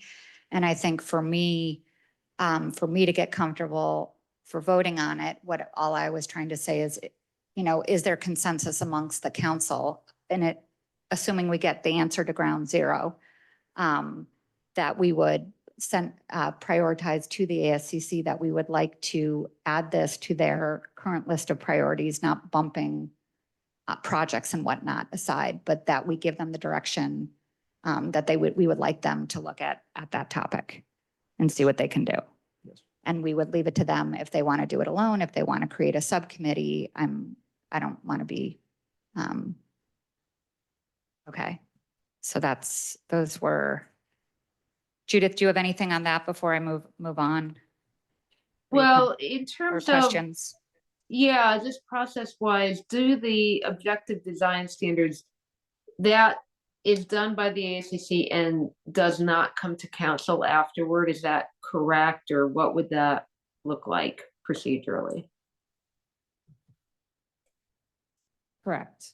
It's ministerial, so there would be a role for ASCC to make sure it meets, but not an opportunity for council review. So if, for example, they want to streamline something by saying, oh, that articulation requirement, we don't really need that. Like, that would be changing part of the zoning that we're seeing. So I'm assuming that any simplification they would have would not be at that level, but would be, I'm not sure what the simplification would omit. Do you have any insight into that? I'm going to check with our planners. Okay. Also, is there any reason it couldn't come back to us? I understand it doesn't have Yeah. to come back to us, but what if we just say, we want to task them with going through their list and reporting back to us? Like, that's the task. Oh, I think I was misunderstanding the question. Yeah, you could certainly task them and have it come back to you. I think I was, yeah, I think I misunderstood the question. Adrian, do you want to take a stab at it? Yeah, so I think just to be clear, if the planning commission does want to propose simplifying some of the more detailed design standards, that would necessitate amending the zoning code. So it Okay. would have to go back through the process. Okay, Yeah. okay. Thank you. Thought you were asking about Either. specific project review. So I really, I got Project the review. Yeah, question. that's what Catherine was addressing, was project review. Would it come to town council? No. Because it would go through the ministerial non-discretionary process. But yes, if we want to take another look in the next 3 to 6 months at simplifying the code, it'll come back through this exact process in front of you. Okay, I guess I'm confused and I apologize, it's getting late. For you. We want, simple is better. I get that, but there's they put so much work into thoughtfully structuring this. You're saying what could they simplify, or does every single thing that they would do to simplify amount to a zoning code amendment? Yes, that's right. It would. Okay. Okay, Um, thank you. Yeah, and based on what Rebecca had said in her comment, their view is that, again, some of the design standards are overly onerous. They want to have a stab at streamlining that process. Correct. Okay. Correct. Then this is, I just want to, for the record, point out that I do think that the timeline for the modular is too late. So nowhere near the priority of the simplification, but I do think if we, on our long list of priorities, if that could be, sooner than 3 years from now, to me that, pardon me? With that said, I mean, if Ladera comes forward in the next year with a modular project, there's nothing stopping us from reviewing True. that as the one-off as opposed, but you're saying you want us to codify modular structures in some way that streamlines them. I just was flagging that as, I agree with you in terms of Ladera Church that they have other avenues to do that. It just seems that if there's interest, Yeah. just 3 years out just seems like a far way for modular when we heard interest in that. Yeah. I was just Fair. flagging it. And then the only other thing is that, as we know, because we had to come up now, because we didn't certify on time, we now have to do a floor and a ceiling. And now we have zoning. We do not have zoning between 6 and 20 units per acre. And I think that also needs to be on the list sometime in the next year to address that, especially if we get any new parcels coming up that want to do a density within that range. So I would add that. And I think that's it for my discussion points. Thank you for your patience. So it sounds like we are continuing this, or sounds like our consensus is to continue this till next Wednesday with the handful of amendments and possible changes that we, and is staff clear on the things we're asking for next week? Yes, so we have a number of type issues. There was 2 identified by Judith and 1 identified by Craig. And then we have to also reconcile this 2-story fronting Nathurst issue with the Nathurst. I don't know how much you're allowed to say. Did she? I didn't even hear Did, it. yes. She starts talking about, Yeah. she starts talking about. Clarification on an aspect of the mixed use standards. Sorry. No, it's no fine. worries. It's- I just wanted to make sure I had the list Yeah, down. you had, yes, check that box. We Okay. agree, yes. And then is there anything in terms of needing staff support or giving direction to planning commission on what you're looking for? ASCC. Well, no, it's that Oh, subcommittee. it's that. Yeah. Yeah, it's the chair and the vice chair that we're going to author a colleague's memo. So I think at least for my priority 0 that I labeled it, that was going to be there was a subcommittee that was ASCC and Planning Commission, I think, right? Right. I'm trying not to get either body formally involved, so they have to have a meeting. It needs to be outside, but I wanted to make sure that they looked at their list of, here are things that we wanted to do and could say, yes, there aren't things on here that are going to be more restrictive. So that it's, I'm just looking- Irreversible steps that we don't want to take. Thank you. I do think Irreversible. it's more, like the PC was saying this is more ASCC, so I think Yeah, I'm just. It's just some just- committee. yeah. I'm willing to have the PC. I thought there was already a subcommittee that had PC members on it and ASCC, so I was suggesting that. Let me not be too definitive on who's involved, but whoever made this list and can look at it thoughtfully and say, these aren't irreversible if the zoning was already passed, or, you get what I'm after. It's getting late. I'm starting to blah, blah, blah. Yeah, I feel that way too.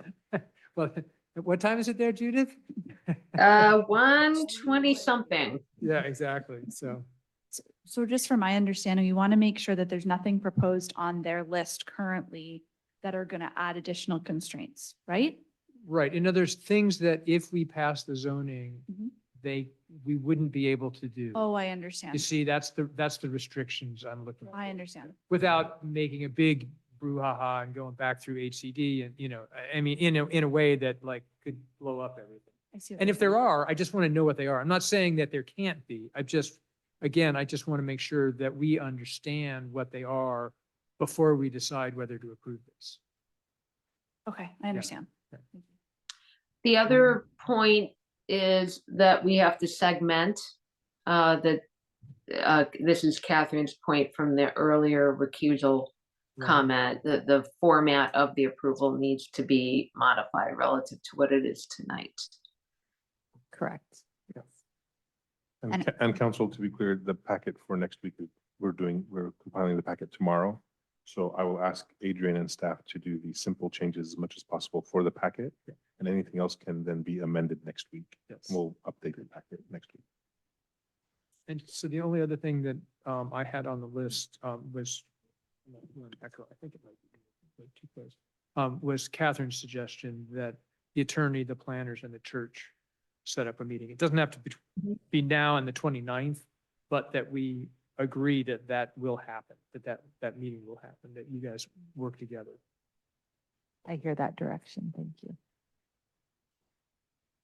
Yeah, and just to piggyback, this was a comment I was going to make before. It does seem like once a month is not sufficient. So the comment that was in the packet of meeting with the, church or nonprofits on a monthly basis, it just doesn't seem anywhere near sufficient. So do you guys agree with that? Well, at the beginning, it'll be insufficient and later on it'll be sufficient. I think we just have to ask them to pick a frequency that makes sense to get things off and running. And I think the church knows who to talk to if it's not frequent enough.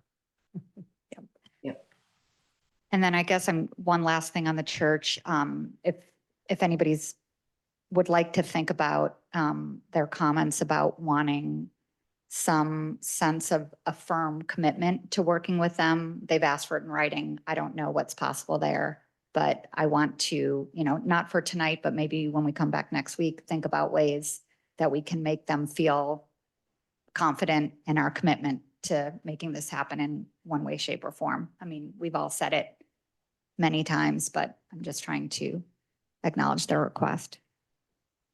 So with that, I think, are we done with this agenda item? Well, we need a actually- motion to continue. Oh, Yes. we do? So- A motion to continue the public hearing to May 29th. So moved. I second it. Roll call? Councilmember Alves, Aye. Councilmember Hufti, Councilmember Taylor, Aye. Vice Mayor Haskell, Aye. Mayor Warnikoff, Aye. motion carries. You? All right, that closes the regular agenda. Moving on to item 8, Council Subcommittee, Liaison Committee, and Regional Agency Reports. I apologize, I didn't put a memo in. Emergency preparedness met the first May the 4th, and did approve their evacuation plan. Councilmember Taylor and I had a chance to review it as a subcommittee from the council. It will be coming to us, I believe, on the 29th, presented by our town manager and Fire Marshal Giudiacci.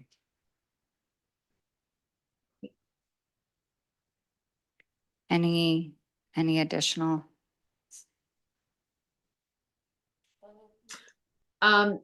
I attended the SFO roundtable and, well, I had a meeting with someone around the local noise reports. That will be in the packet for next week. But the public has been making comments about increased noise, and there's some background on that. So look at the packet for next week rather than previewing it tonight.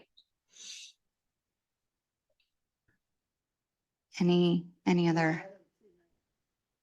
I don't see my reports in here, but I'll make sure they're on for next week. All right. But the finance committee did meet. Yeah, they did. And I'd like to Sharif, hear. okay, well, Sharif already spoke to it. So they talked about, they've got 2 new members, so they got, looks like a good, strong committee. And they talked about PD Thrive. Okay, so my question about that is, are they going to be able to look at the budget before our meeting on the budget? And if not, how are we supposed to be, have our experts look at that before we get into the weeds on the budget? Right. So what they talked about at that meeting, and this is Sharif, and I'll let him follow me on this, was that for this initial budget, that they were going to look at it, but probably weren't going to have a meeting and do in-depth comments, but that we were going to do a revision in September and that they would be involved in the details. That the budget this initial budget is going to pretty much follow what we've done in the past, because we're just very tight on time to move that forward. And then in September, with the revision, that's the one that's going to get more detailed scrutiny. Okay.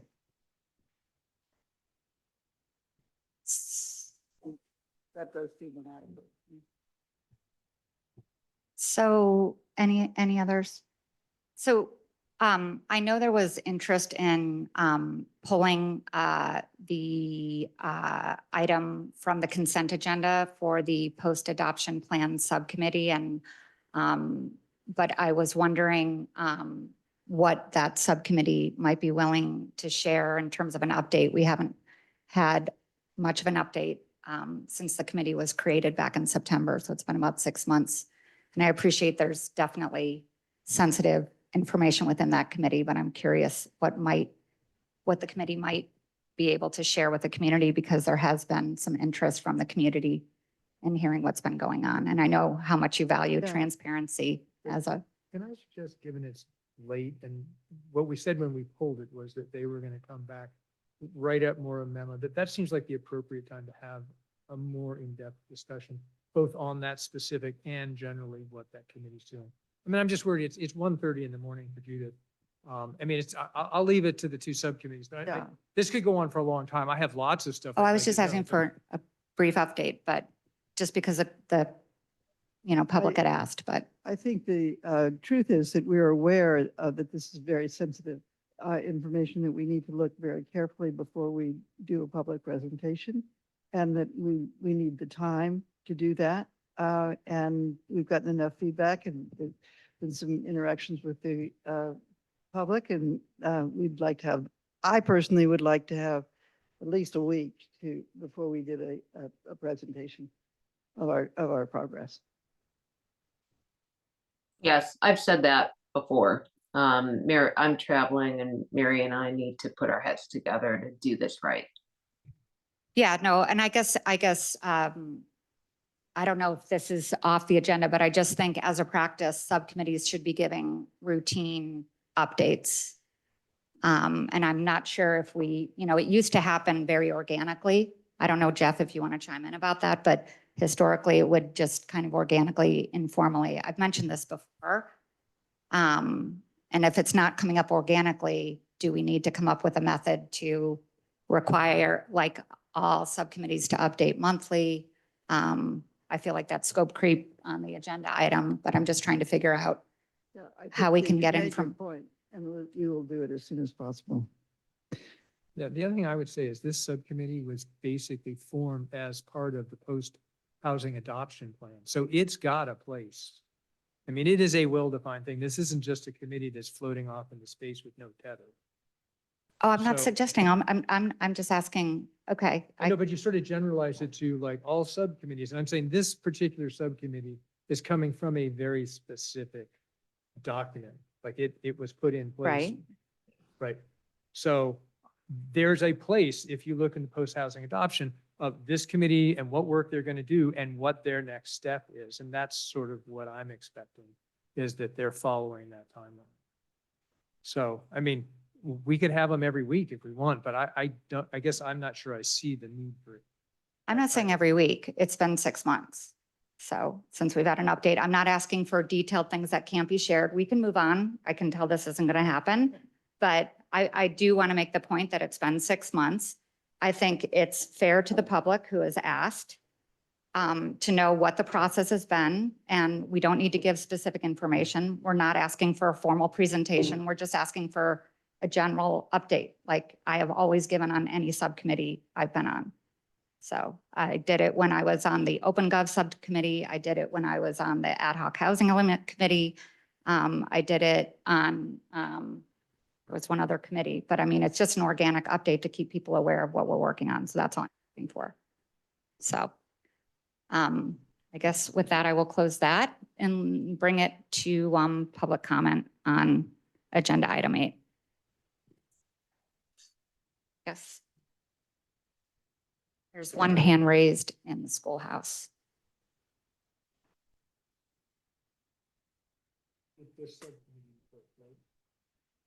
Anything on Yes, sir, that was- liaison reports, including subcommittee? Yeah, it's on the topic that we've just discussed about this subcommittee. We're coming in with fewer units than what you need. Mary and Judith are doing research on where more units might be. It seems very timely to get some information about this. So that's my comment.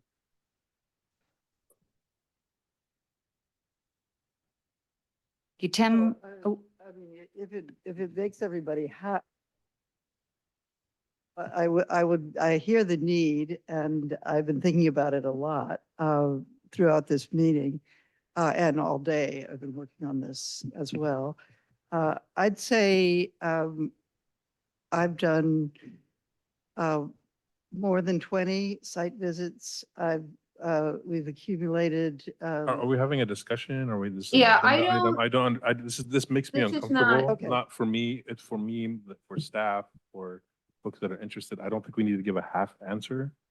We had a report today. The report was pulled for a later date. Thank you. That later date could be next week, but this half conversation, I don't think will work for what you need, Mayor, and what the subcommittee is wanting to do, and also what the public needs. So I think the better way is to table this until the subcommittee comes back with a full report. My recommendation as your town manager.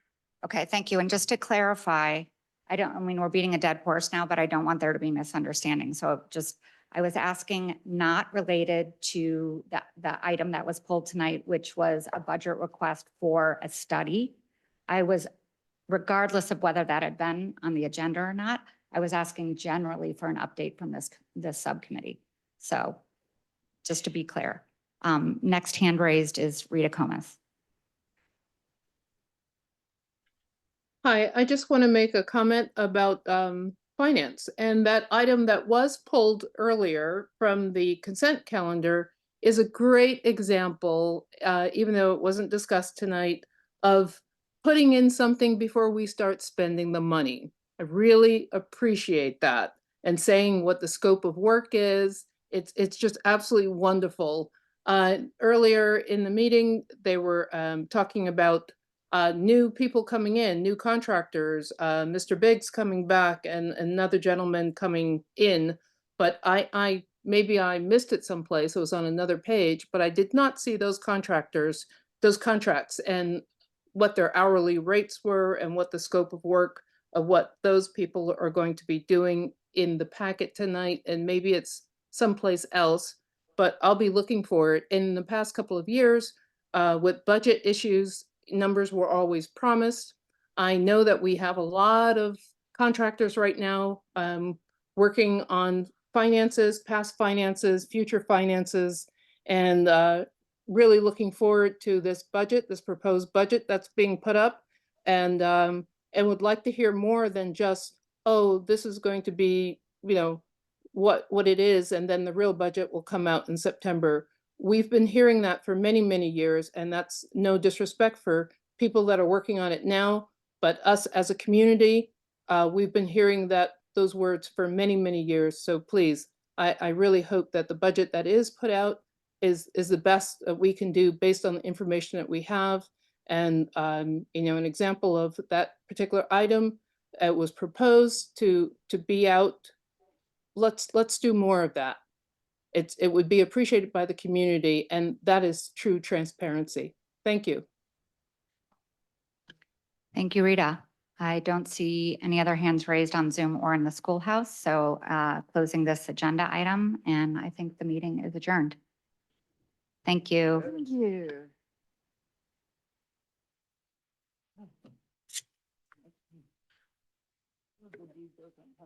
For sure.